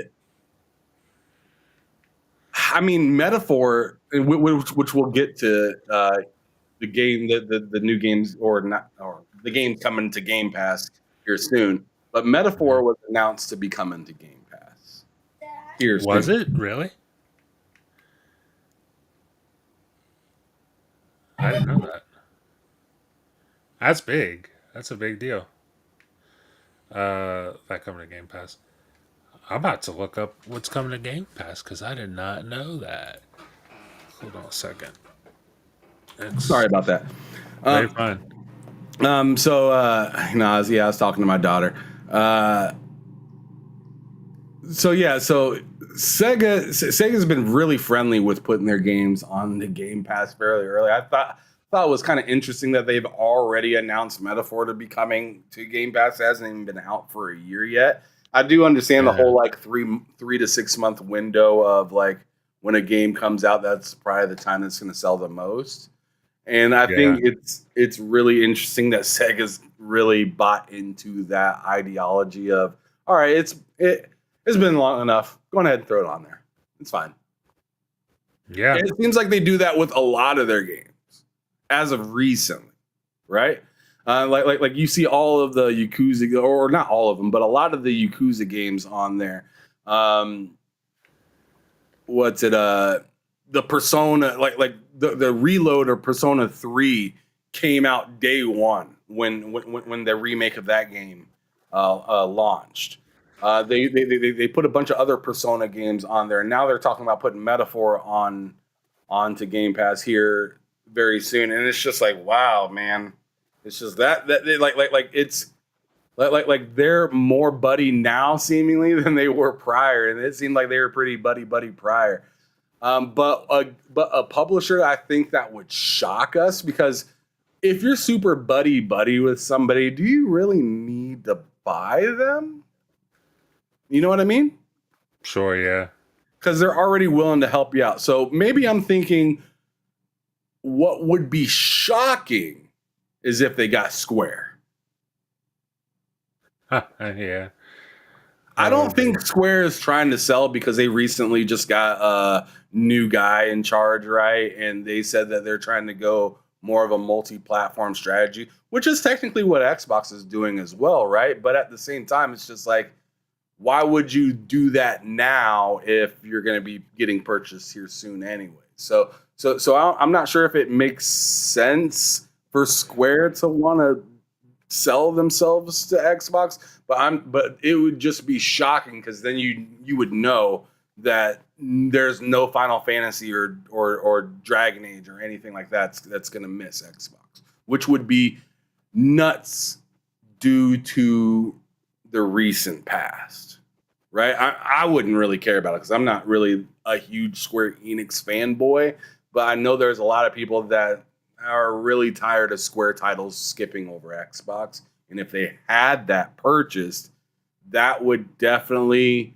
turn some heads within the gaming community. People, I'm not saying that a lot of people from PlayStation are just switching over all of a sudden, but I'm just saying that would make a lot of people be like, what in the fuck is going on?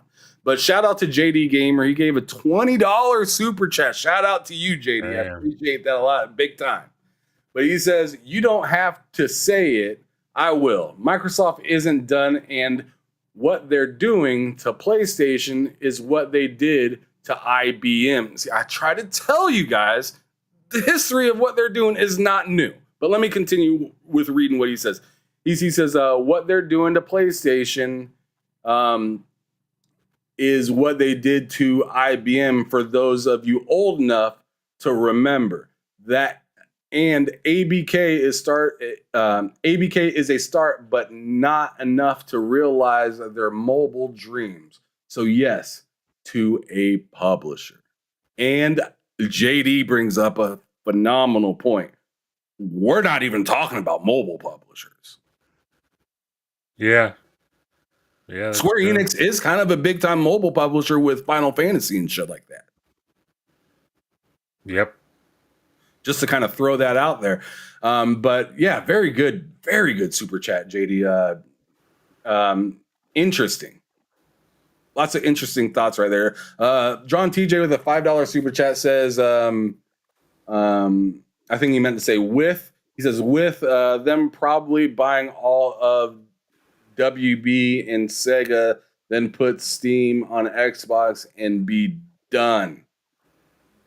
You know, if they got WB, that would be nasty. Yeah, WB would be a pretty massive deal. Yeah, to have the rights to Mortal Kombat and fucking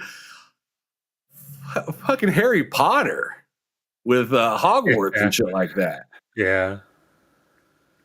That would be major. And then also, you know, WB fucks with a lot of superheroes and stuff like that. That might be a smart move in the sense of Xbox, but it doesn't really go to what JD was talking about with mobile so much. But there's always opportunity to turn something into mobile. Right. And it's not that they don't have the experience of, you know, King and stuff like that. They're already embedded within Xbox that could help them push out something to a mobile space. I'm thinking like Mortal Kombat mobile would be nuts. Right. Yeah. As long as they can get the networking down right, so it's not all laggy and shit, that would be a pretty interesting get. I mean, it'd be pretty cool to be able to, you know, pull out my phone and whoop my cousin's ass real quick, you know, and put my phone back away. Fatality. But anyways, Shout out to John TJ, phenomenal $5 super chat. I appreciate it. JD then says the key is that they will have to get publishers with strong mobile ties. That is true because it seems like of all of their strategy, we understand the PC one. The console one, we're still getting to understand. We don't quite understand it, but we see a vision a little bit. Mm-hmm. With mobile, I just don't know what the fuck is going on with that right now. The last thing I remember is Sarah Bond said last summer something was supposed to happen and nothing happened. Yeah. Yep. So when it comes to mobile, I don't know what the hell is going on there. And seeing that that's the biggest market that's making money off of gaming right now, you need to figure that shit out like now. Yes, 100% agree with that. Not for me, because I don't really give a fuck about mobile. But like, All same, yeah. But I very well could in the future if it's built in an attractive way that, you know, gets me over there, right? Because I am a person that travels a lot. I'm not like Matt. You know, Matt kicks it a lot in his vicinity. Mm-hmm. I go from one state to another. I'll go to, you know, an event somewhere. I'll go on vacation. I'll go on fucking a cruise. Like I'm all over the place. So mobile for me, it's a possibility. It's just not attractive yet. It's not attractive even slightly yet to me. I want it to be attractive because, hell, I'd love to be able to cast a game onto a TV and just play it from my phone. It'd be like Steam Deck, you know, 0.5. I'm not going to say 2.0 because it definitely ain't that. It's 0.5. Right. So I'd definitely like to see my phone be able to be used more for gaming than it currently is. But it's not something I absolutely am dying for. But I know that's what the industry is begging for right now. Anyways, so Fuzzy Tomato says they are waiting on this epic Apple BS, which Microsoft did come out recently. Let me see if I can find that real quick, because I believe I seen something saying that Microsoft was blaming Apple for their for like not being able to like do as many updates with the Xbox mobile thing and whatnot, which yeah, well, let me see if I can find that. Blames Apple. There is. Let's see. I'm sure I can find it right there. Oh yeah, bam, found it.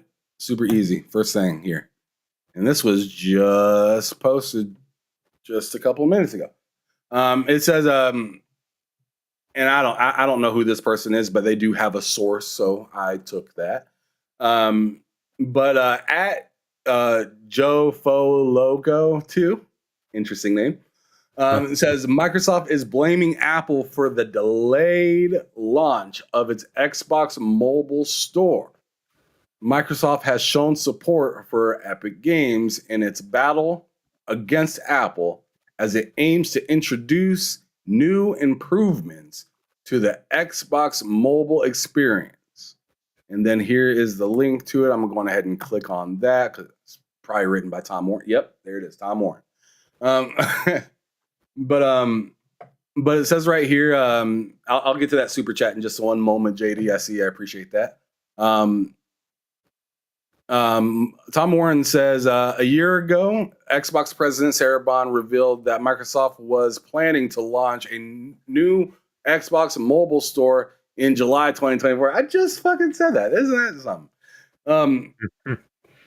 It said that never happened. Obviously, I just got done talking about that. I've been wondering what the holdup has been over the past year. It seems we might have an answer. Apple, which would make a ton of sense, actually, right? Yes, it would.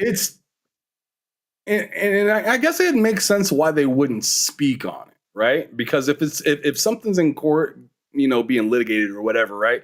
You don't want to play your hand out into the public, right? Because then that can ruin your case.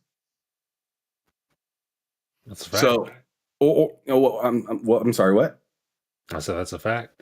Okay, so continuing on, the article reads: Microsoft filed an amicus brief late on Tuesday in support of Epic Games' ongoing fight with Apple's control over the App Store. The brief takes issue with Apple's attempt to overturn the injunction that allows Epic and other developers to freely advertise alternative payment methods in their app and not have to pay Apple additional fees for purchases made outside the app, which is BS. Yeah, it's dumb as hell. It's BS, and it is something that's not practiced by Google whatsoever. I think Google at some point tried to do something like that, right? But they have been much more flexible compared to Apple, which flat out doesn't want anything in their store that they don't get a cut from. Yep.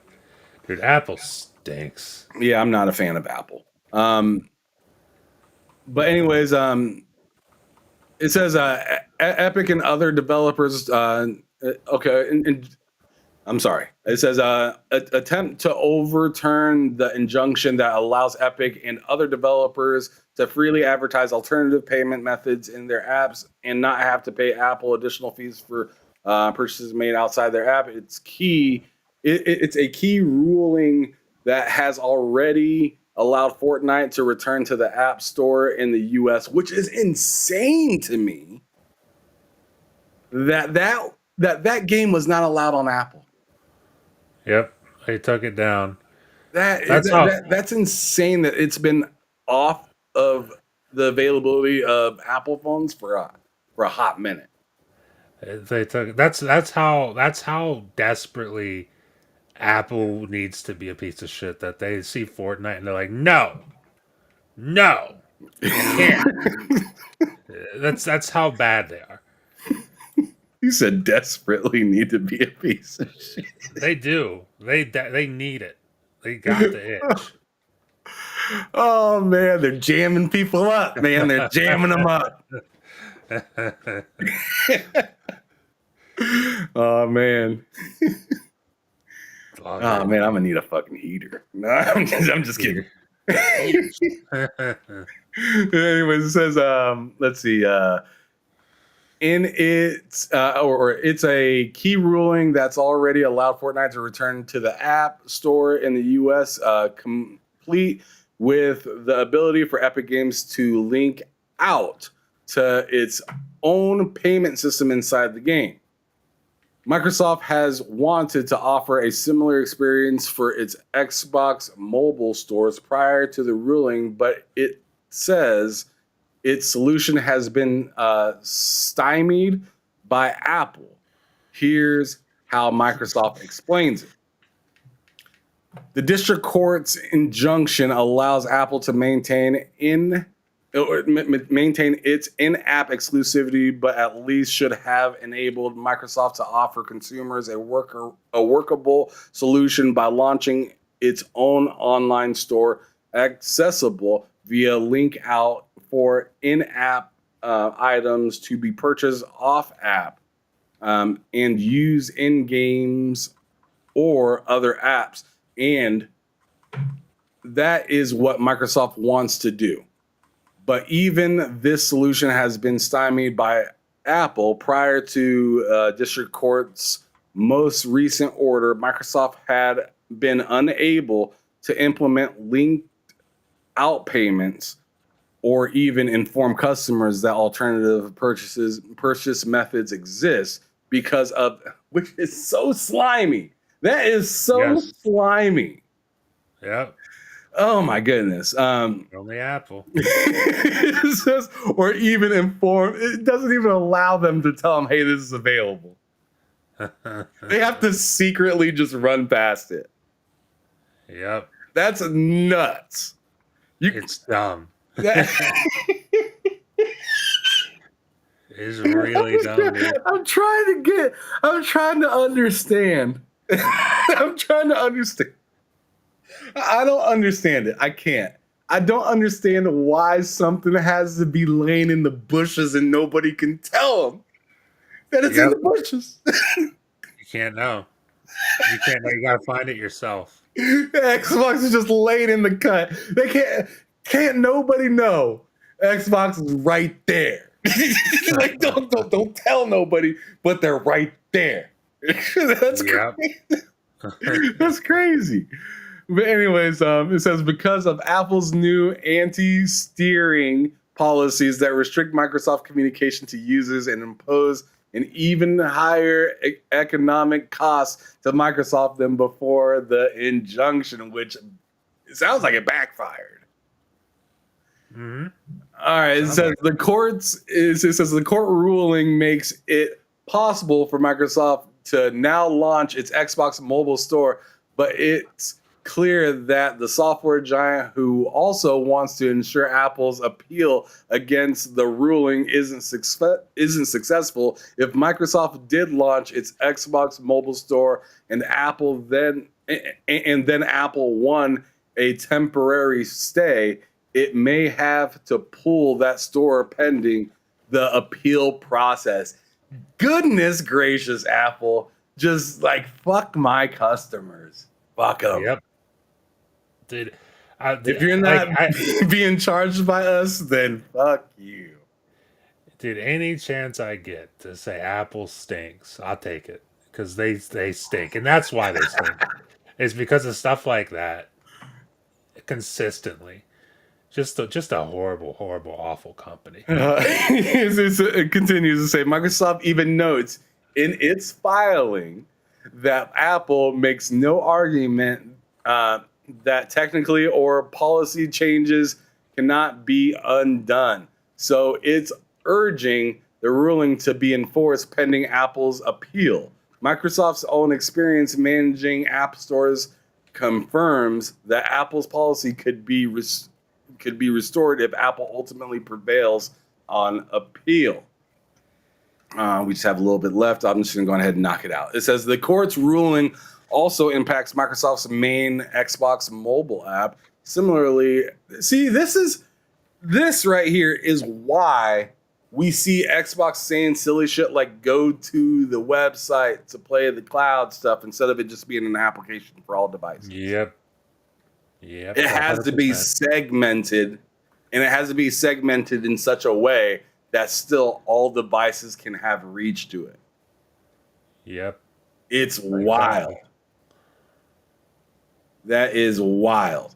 But anyways, so let me see. Where was I? It says, so similarly, Microsoft has long sought to enable Xbox app users on iOS to both buy and stream games in the app from the cloud or their other devices. So that's crazy. I didn't even think just phones. It's also like iPads and all that shit too, I'm assuming. Yep. That's nuts. Nuts. It's stifling accessibility is not the way, bro. It is if you're Apple. It is if you're a bad company. Apple's policies have restricted Microsoft's ability to offer these functionalities together. The injunction allows Microsoft to explore this possibility. Microsoft started rolling out the ability to purchase games and DLC inside the Xbox mobile app last month, but it had to remove the remote play option to adhere to Apple's. Oh my God. Right. Oh my! Everything you read, it's just dumber than the last thing you read. It's incredible. It's spectacular. He said everything. Oh man, this is garbage. Anyways, but it had to remove the remote play option to adhere to Apple's App Store policy. You can't currently buy an Xbox game in the Xbox mobile app on iOS. Oh Oh my God, that's so dumb. And then stream it inside the same app. Oh my goodness. They're just like, to hell with you fucking with us. We don't care that you bought our phone. Use our stuff only, or get the fuck out of here. You have to manually navigate to the Xbox Cloud Gaming mobile website on browser to gain access to cloud gaming. Cerebon also announced plans to let players purchase and play games within the Xbox app on Android in October, just days after court ruled that Google must crack open Android to third-party app stores. So as I was saying, they tried to do that, didn't work. Yep. The feature was supposed to arrive in November, but Bond then blamed a temporary administrative stay for holding it back. Man, these companies stink. Yes. Yep. They all act like they're buddy with everybody, but then they just like, man, they act like they want the smoke, but they clearly don't. Nah, dude.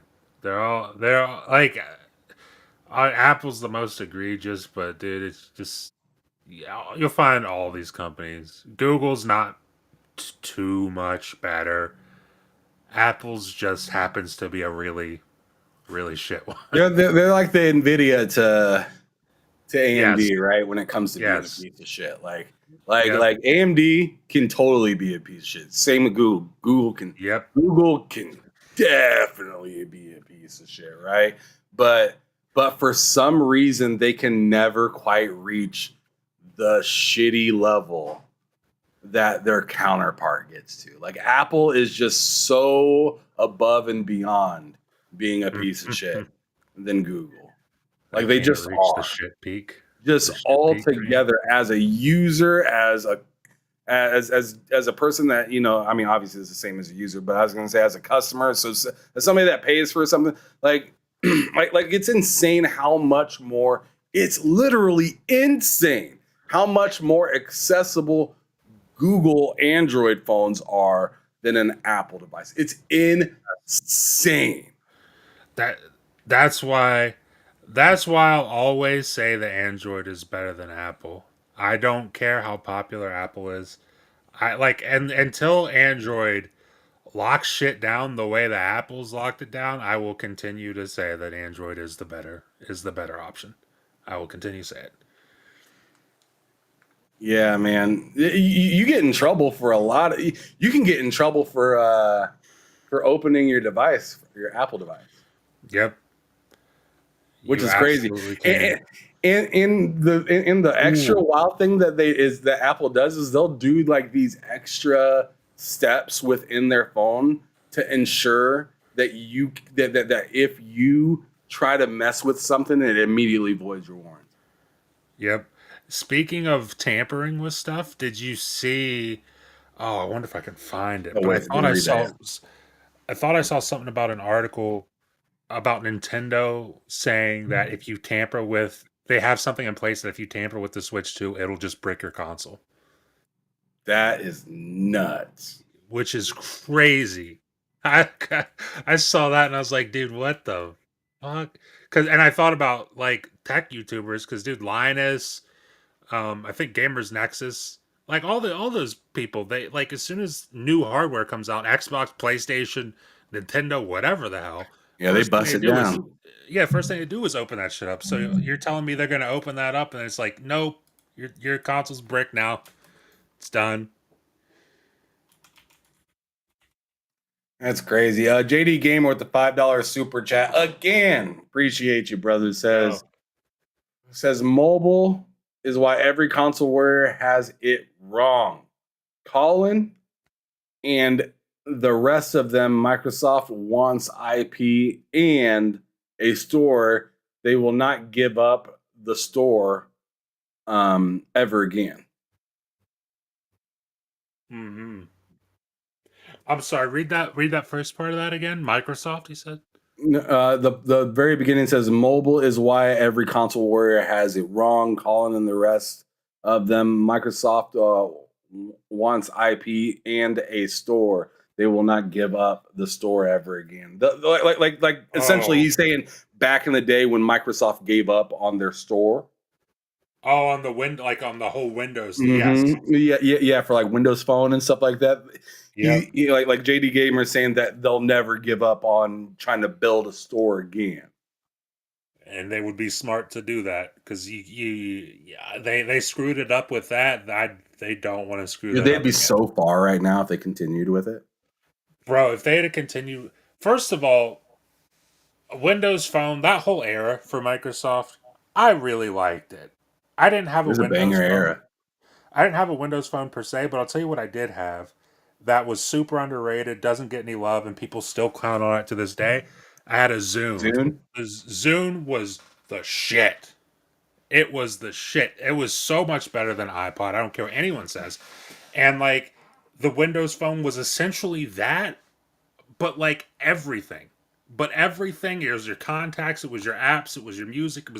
It was exactly what Apple was trying to do at the same time. But for whatever reason, Apple and its marketing was like, "Yo, this is cool over here, but it's terrible over there. Don't do that." It's the exact same thing, but better and cheaper, by the way. But it's somehow worse. I couldn't understand it. I still don't understand it to this day.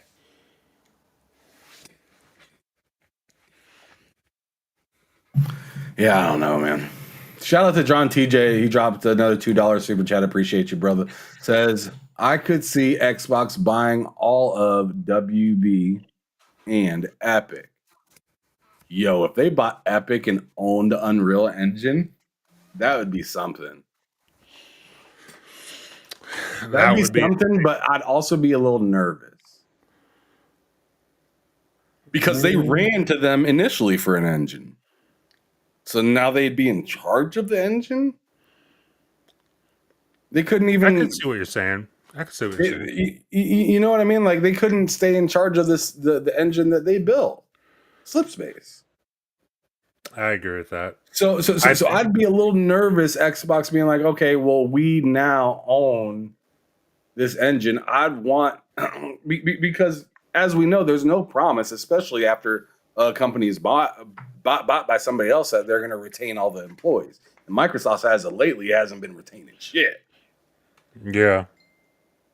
That's a fair point. I mean, if that happened, a lot of the engineers and the people who give out, like, because the thing about Epic is, in fact, I was listening to Xbox 2 not too long. It might have been last week or the week before. They were talking about why doesn't Microsoft just rent out the id Tech engine the way that Unreal or Epic does that for Unreal. It's like you'd have to hire a ton of new employees specifically for support for that engine. And it's like, you imagine if Microsoft bought Epic, I would imagine a lot of those employees, not all of them probably, but a decent chunk of those employees probably would just quit.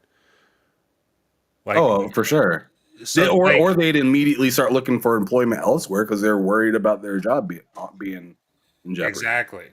Exactly. So, like, it's a cool idea in theory, but at the same time, it's like that doing that could probably open up a whole other can of worms, a whole different set of problems for Microsoft. So I feel like they're probably pretty comfortable where they are now, having to pay for the engine and everything. They got tons of money to pay for it.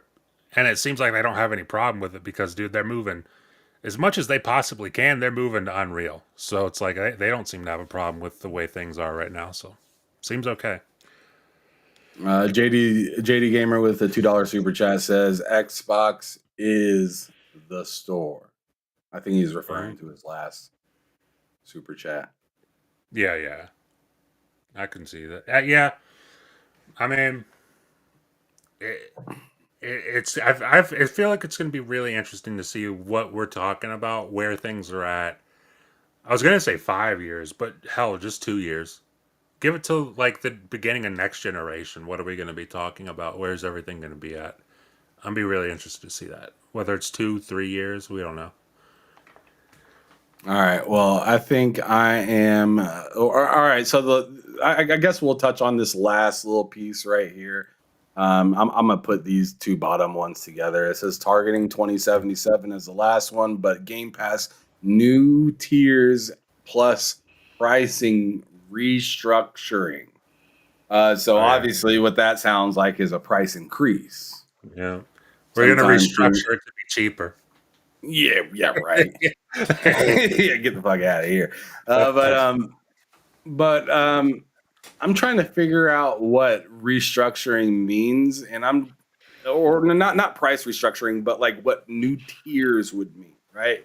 Because the only thing that would have me interested in a new tier for Game Pass is if they dropped Family Plan. I would love a family plan, but you know what I think this is probably referring to? And I don't want to rule out the family plan, but I think this is probably referring to like ABK, Bethesda, and Xbox. Like, I only play Call of Duty or whatever. Well, then you get the ABK plan. I only want to play, like, I want to play Elder Scrolls. Well, then you get the Bethesda plan. If you're somebody like me, you, a lot of people in the community, it's like, I want to play everything. It's like, well, then you get the whole thing. And that's where you get that price, quote unquote, restructuring, where it's like, you want the whole thing, it's going to go up in price. What are we at now? $20? Call it $25. There you go. And keep in mind, they'll also have to restructure as well if they're planning on making every Xbox and PC to be interchangeable with each other the way that you play.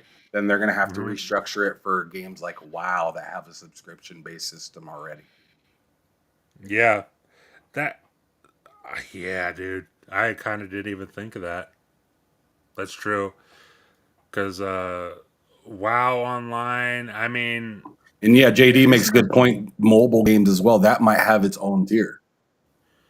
true. Oh, for sure. Because people that are Yeah. playing like Candy Crush and shit like that, they don't give a fuck about Hellblade. Yes, for sure. I'm kind of surprised that doesn't exist right now. But then again, Microsoft did, in the grand scheme of things, that whole deal did just go through in the grand scheme of things. So, like, I don't know. It's, oh yeah, it says targeting 2027. So yeah, I can totally see this being the case for sure. Yeah, For sure. it's interesting stuff. Definitely some things to look forward to with that. But here's another topic that I want to talk about. I think I got about 2 topics left, including this Sure. one that I'm about to bring up here in just a second. But Doom just recently hit 3 million players. It's supposedly said that it's gained traction 7 times faster than Eternal has. But a lot of the talk within, you know, I guess the best way to put it is Online. like console war chatter, right?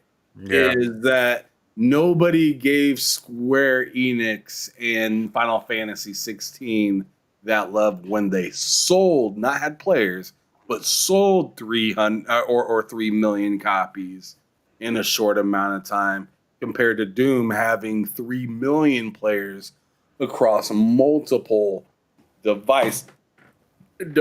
So I want to hear what your thoughts are. If you think there's any differences, do you care? Is this a nothing burger? Is this meaning that Doom is somehow not as popular as a lot of people had thought? What are your whole like thoughts on that when you hear that kind of sentiment? Well, Doom's incredibly popular. I can see it right there. It's got 3 million players. But but like for real though, it's I've seen the sentiment online of like, you know, I saw like a few videos pop up in my YouTube recommended, like Doom's a massive flop or Doom's a failure, or one was like Doom's not performing on Steam and here's why. Like there's been a ton of those videos. And I've seen, and it's not, this is a thing for Xbox in general. Ever since Game Pass has been a thing, and not, I guess not really so much Game Pass, but ever since the new generation, where Game Pass has been established as a thing, And we're starting to get games like Starfield was the same way. It's like, well, how many copies did Starfield sell? They now sell these players. How many copies did it sell? Like, same thing for Halo. It's like, what? Halo got like 20 million players, and everybody was like, yeah, but I bet it didn't sell that. It's like, dude, Game Pass, first of all, Game Pass exists. Like, that's a reality, is that Game Pass exists. And whether or not you want to say that, oh, well, that means nobody's buying the game. People are obviously buying the game, but like, you can say nobody's buying the game because they're all playing it in Game Pass. Regardless, even if that was true, Microsoft, like, as far as Microsoft is concerned, that is a win. That is a lot of money coming in for people to play this game. And that's if there were no sales. It was just Game Pass subscribers. But we know there are sales because you can go to PlayStation right now. It's in the top sellers on PlayStation. You can go to Steam right now. It's among the top sellers on Steam. Like, and comparing it to Final Fantasy, I don't know. Like, maybe I'm wrong. I could be wrong on this. And if I am, somebody in the chat correct me. Or Ham correct me. I don't care. But like, isn't Final Fantasy, or would you consider Doom more niche than Final Fantasy? Like, kind of a fast-paced boomer shooter versus this classically beloved. I mean, both of them classically beloved, but like fast-paced boomer shooter versus JRPG, excuse me. Like, wouldn't that be the bigger thing? I don't know. Maybe I'm wrong. Like, but it's I just, would say that Doom is more niche than Final Fantasy. that's kind of how I feel. I would So, say like, it is not by name, yes, but by player interest. Like, I feel yes, like worldwide, especially in like Japan, if you ask Doom or Final Fantasy, I think it's a landslide. yeah, 100%. I just feel like, dude, if Final Fantasy sold 3 million and however long it sold, I think they announced that like a month or so after the game came out, which is like, that's cool and everything. Here's the thing. For me, I don't like Final Fantasy, but I don't believe I ever got on here and shit on them for selling 3 million copies or whatever, how many they sold. I might have. Sure. Okay, but like, when yeah, I mean, I feel like a lot of people did, to be fair. But like, I don't see this as a bad thing. Like, they just said 7 times faster to 3 million players than Doom Eternal. That's got to count for something, right? Like, I don't know, and I don't think it's possible to spend that as a bad thing. I mean, people are gonna try. People can try their best. Like, dude, out of my own curiosity, because I remember having this conversation about Avowed when it launched, and like Avowed flopped and it was garbage and nobody played it, whatever. And I just, out of my own curiosity, I looked up Outer Worlds 2 on Steam database, to check the highest peak players for Outer Worlds 2, Outer Worlds 1. And it was like 20,100, something like that. And then I was like, okay, let me look at Avowed. Avowed was at like 19.5. It's like, is that a flop? Is that massively lower? Is that alarmingly lower than Outer Worlds did? Not really. And it's the same thing here. It's like, I mean, it's not alarmingly lower than Doom Eternal. And according to them right there, it's 7 times faster to the same amount of players than Doom Eternal was. So I just don't know how. First of all, awesome. That's great. I love the game. My game of the year. Second of all, I just don't know how someone can make this into a bad thing. Really, I struggle with how that can be spun.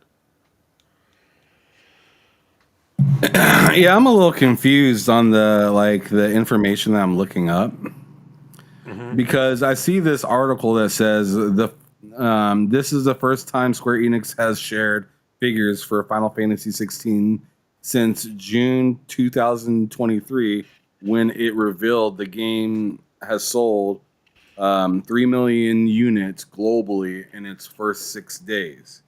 But then I see in an update from VG charts, and this was updated in March of 2025, says that it sold 3.5 million units in total. Like, yeah, in total. Yeah. So it's just like, how? I don't understand how they'd sell 3 million units in just over the first week, but only 500,000 units for the next 2 years. I'll tell you what, I believe that entirely for the fact that I feel like Final Fantasy is, and again, speaking out of my ass, I'm not a Final Fantasy fan, but I feel like from the outside looking in, it's one of those games that has a lot of hype surrounding it. Like, the people who are locked into Final Fantasy are locked the fuck into Final Fantasy. So you're As soon thinking as it's the same people? No, not exactly. I'm saying like if you wanted Final Fantasy 16 when it came out, you bought it the day it came out. I feel like that was probably like, think of Japan. We just mentioned Japan, dude. Japan was all over Final Fantasy the second it always is the second it comes out. So like that 3 million sales is like, that's your player base. That extra 500,000 over the next couple years, like that's just people who are like, this game was on sale. Yeah, I'll grab it and see what it's about. They might like it, they might not. Fuzzy Tomato says it's been in PS Plus for like a year, so yes, you got to factor that into the equation as well. But like, I don't know. I could see that being real, like where it sold 3 million in 6-7 days, and then 500,000 in the next couple, 2 years? It was 2023, right? You said. So yeah, I could see that being the case. Selling 500,000 in 2 years. I mean, that's interesting because that's a hell of a kickoff, right? In 6 days, and then a hell of a drop off. And I do remember Square talking about there was a drop off, but seeing that the game came out to PC, I would have thought that it would have been a big jump after that. That's kind of why I'm surprised that that supposedly it was 3 million in 6 days, but how is it only 500,000 since then? I'd be interested to see the numbers of that compared to Final Fantasy VII Rebirth, because I would wager Rebirth did way better than that, especially coming to PC.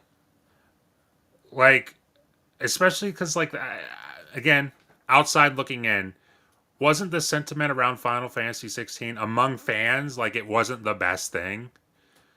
Like, they didn't love it. Like, I think 15 and 16 are like the least liked ones. I could be wrong.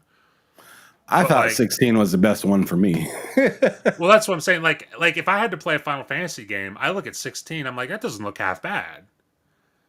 But like, I see the sentiment online of like people like, oh, they just made it like they made it like a ripoff of Devil May Cry. And it's just this like mindless action game, and that's not what Final Fantasy is about, or at least that's what the fans I've seen are saying. But like, for me, I agree with you. Like, if I had to play a Final Fantasy, it would be that one. Like, it appeals to me more than, I see like old clips of Final Fantasy 7 on PlayStation 1. Dude, I remember playing that and I was like, dude, this is fucking atrocious. But like, I don't know. I'm not too surprised, I guess, in my long way of saying that. Fuzzy Tomato says he played like an hour of it on PS Plus. I did the same thing. I played Final Fantasy VII Remake for like an hour. Really, no, maybe longer than that. I was really trying to get into it, and it just it's hard for me to get into as well. I just couldn't do it. It just didn't happen. I'm waiting for a game like that to get me, like, I don't know. I guess The closest game to that I liked, which isn't like really anywhere near that game, is Stellar Blade. what? Were you gonna say Stellar Blade? No, I was gonna say God dang it, what is that game called? It's a Japanese game. Dang it. This is gonna bother me. Dang it, until I find out. I need to open up Was my it on Xbox. Game Pass? It was on Game Pass a Was it long. Wolong? No. Japanese game. Dang. I'm not gonna remember it right now. It just is what it is. Damn. Was it this generation? Yeah, it was this generation. I just cannot remember the game to save the life of me. I loved the game. Seawolf Slim says like a dragon.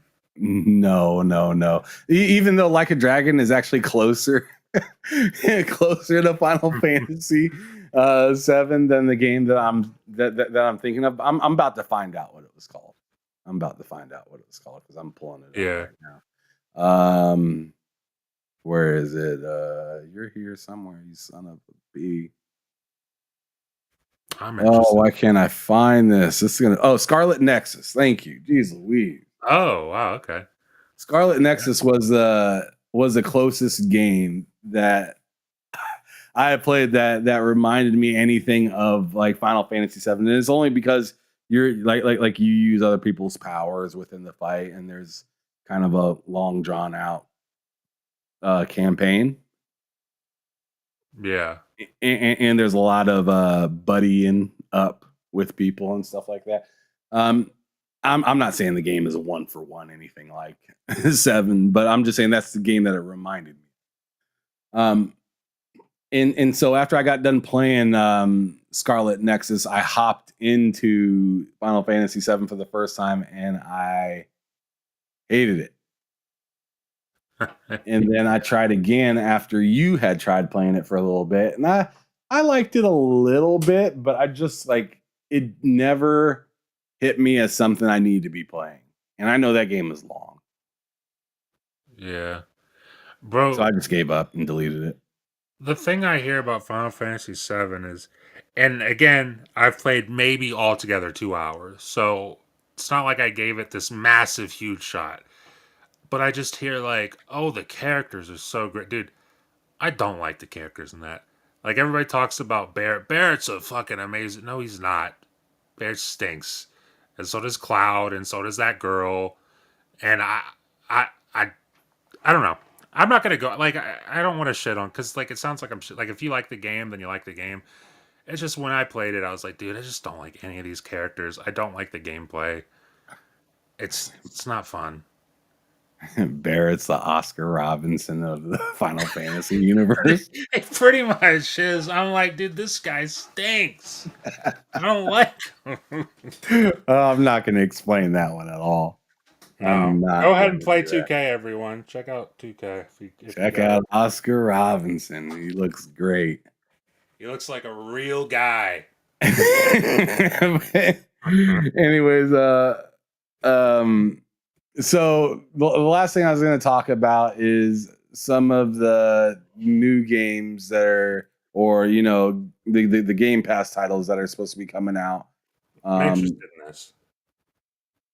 I was going to bring up Marathon, but I don't think there's anything to talk about there, to be honest. They're in dire straits over there. They're having a bit of a rough time, and I mean, after I feel like after their live stream when we talked about it on Bullshit, and it was kind of like that's enough. There's a little bit more news out for that, but it's like not like super wild news. It just doesn't look like that game's gonna. It looks like it either needs a delayed or needs to be canceled. Yeah, it definitely needs a delay. At the very least, you got to delay that a while. It's the least you can do for that game. All right, so last but not least, we got here the game's coming soon to Game Pass. So I'll expand this picture right here. And I actually made a post about this earlier. I was like, man, a lot of these games that are coming to Game Pass I already bought. So like Metaphor, I already bought that. Ooh, Zal's coming. Yeah, Zao, I already bought that. But now, Matt, you can play it on your Series S if you wanted to. Yeah, Do a and I little could video stream for it that. too. Division 2, I bought that years ago.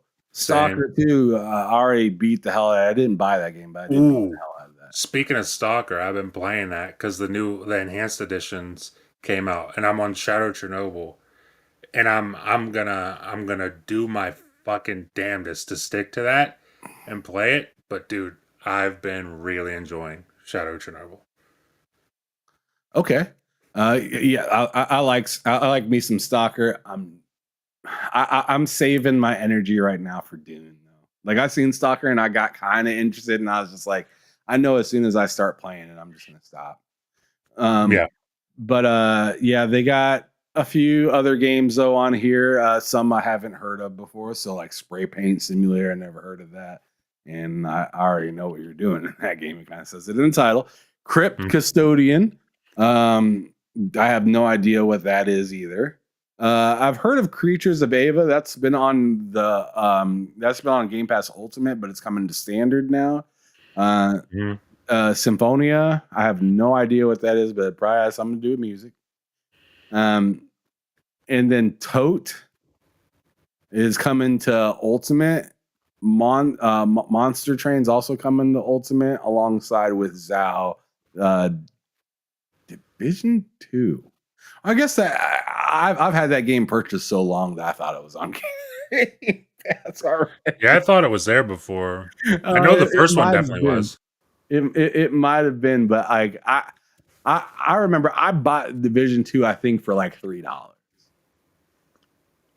Because they did like some. No, actually, I didn't even buy it. My cousin bought it for me as a gift because he wanted me to hop on and play with him. He bought it for me. It was like it went on some insane sale where it was like $2 or $3. Yeah, got that. But I do remember buying Zao day one and Metaphor day one. Those are two games I bought day one. You still need to get through Metaphor, but I don't know. That's a long. Yep. I feel a lot more confident that I'll get through Clay Obscure. Yeah, Clay Obscure than Metaphor. And the reason is we talked about so many times on the show is player agency, you'd call it. The fact that I can control. If I get fucked up in Clay Obscure, it is 100% my fault. It's because I mistimed parries, mistimed dodges, or whatever the case. If I get fucked up in Metaphor, that just means I got hit. I just made the mistake of having it be the enemy's turn. That's what it means. And as good as the story is in Metaphor, and again, I haven't played the whole thing, but it's great. I played like 15 hours of it. As good as that story is, and it's fucking really good. As much as I love the art in that game, they have basically a whole fucking anime show for it. It's really cool. Dude, it's amazing. Like, I love that stuff, but God, dude, if it had the gameplay of Clair Obscure, oh my God. If it had the gameplay of Clair Obscure, it might be game of the generation. It'd be up there. It'd be up there for a lot of people, dude. Because Clair Obscure's gameplay is exactly what I want turn-based games to be. I think the Metaphor story is more interesting than Clair Obscure's story. I think Clair Obscure's story is more dramatic and has better graphics, so it makes it a little bit easier to relate, even though it's a completely fictitious world. And if you played Clair Obscure, you learn it's extremely fictitious. But like Metaphor is a game that in the title it's telling you it's fictitious, right? Mm-hmm. And that story is, pause, but long and deep. And there's a lot more areas to screw up on Metaphor, or things to overlook in Metaphor than there are in Clair Obscure. Clair Obscure is very straightforward. It's one of the reasons why I 100%ed the game, is because it was like, all right, well, that's pretty simple. Doing this stuff is pretty simple. It'll take a while, but it's pretty simple. As for Metaphor, it's like if you don't, do things a certain way, then you could completely miss it and have to either load an old save or completely restart. So so it's definitely a tougher game. But yeah, if Metaphor had the clear obscure combat to where you could parry and stuff like that, it would be nuts. Like that would be like like Claire Obscure is my favorite turn-based game for the way that it plays and everything like that. But it's not my favorite turn-based story that I've ever had. Like, I don't know. I might even put Persona 5's story above Claire Obscure just because it was fun.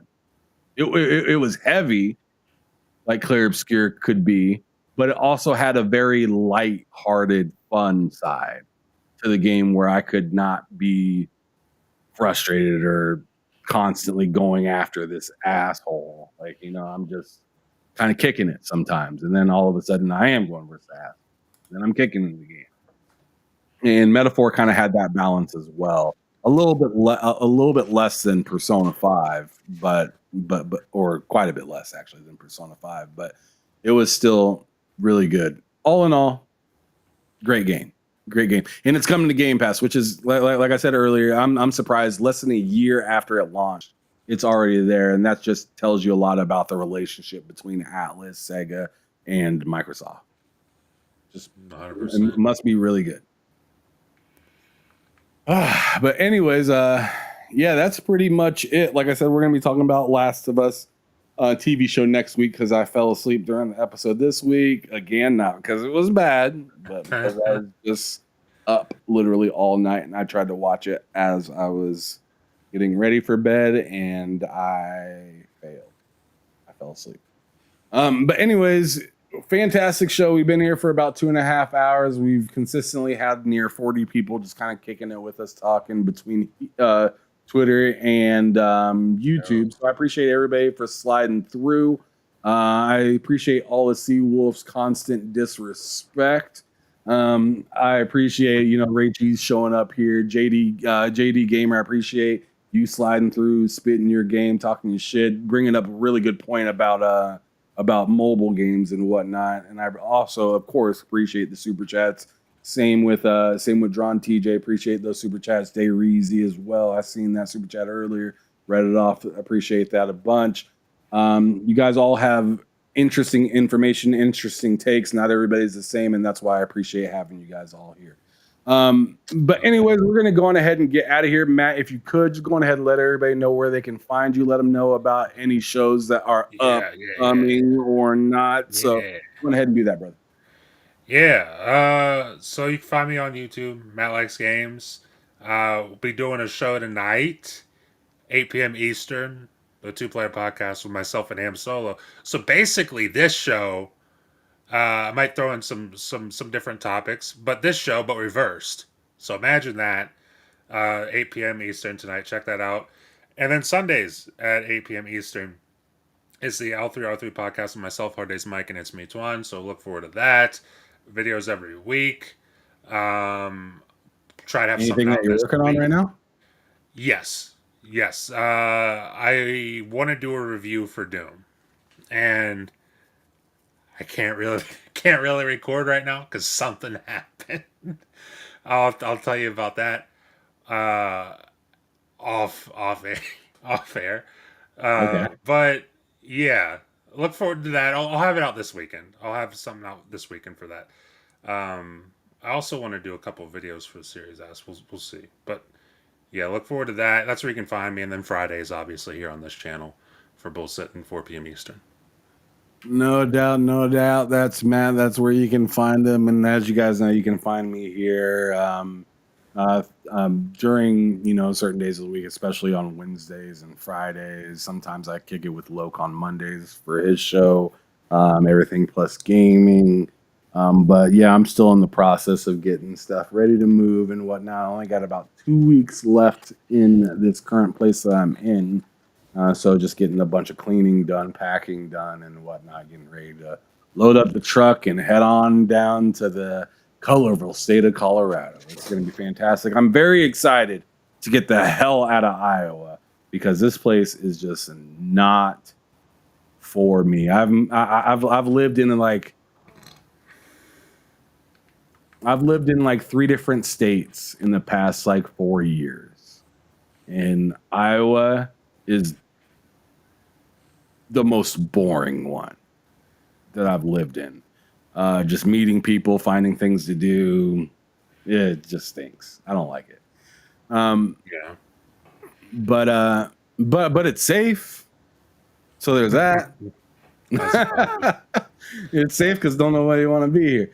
But anyways, yeah, I'm getting up out of here. We'll see you guys on Friday. Loke will not be around to do a stream tomorrow, and I will be busy all day getting stuff done around the house. So we'll see you guys on Friday. Loke will also not be here this Friday because of his thing that he's taking care of with, I believe, family and whatnot. So you guys, we'll see me, Matt, Mental, Cozy. I might ask a guest to hop on since we're missing an extra person. But thanks, everybody, for showing up. This is your boy, Ham Solo, signing out from TSWS Gaming, letting you know, as usual, to keep it gaming or keep it moving. We will talk to you Friday. Deuces. See ya.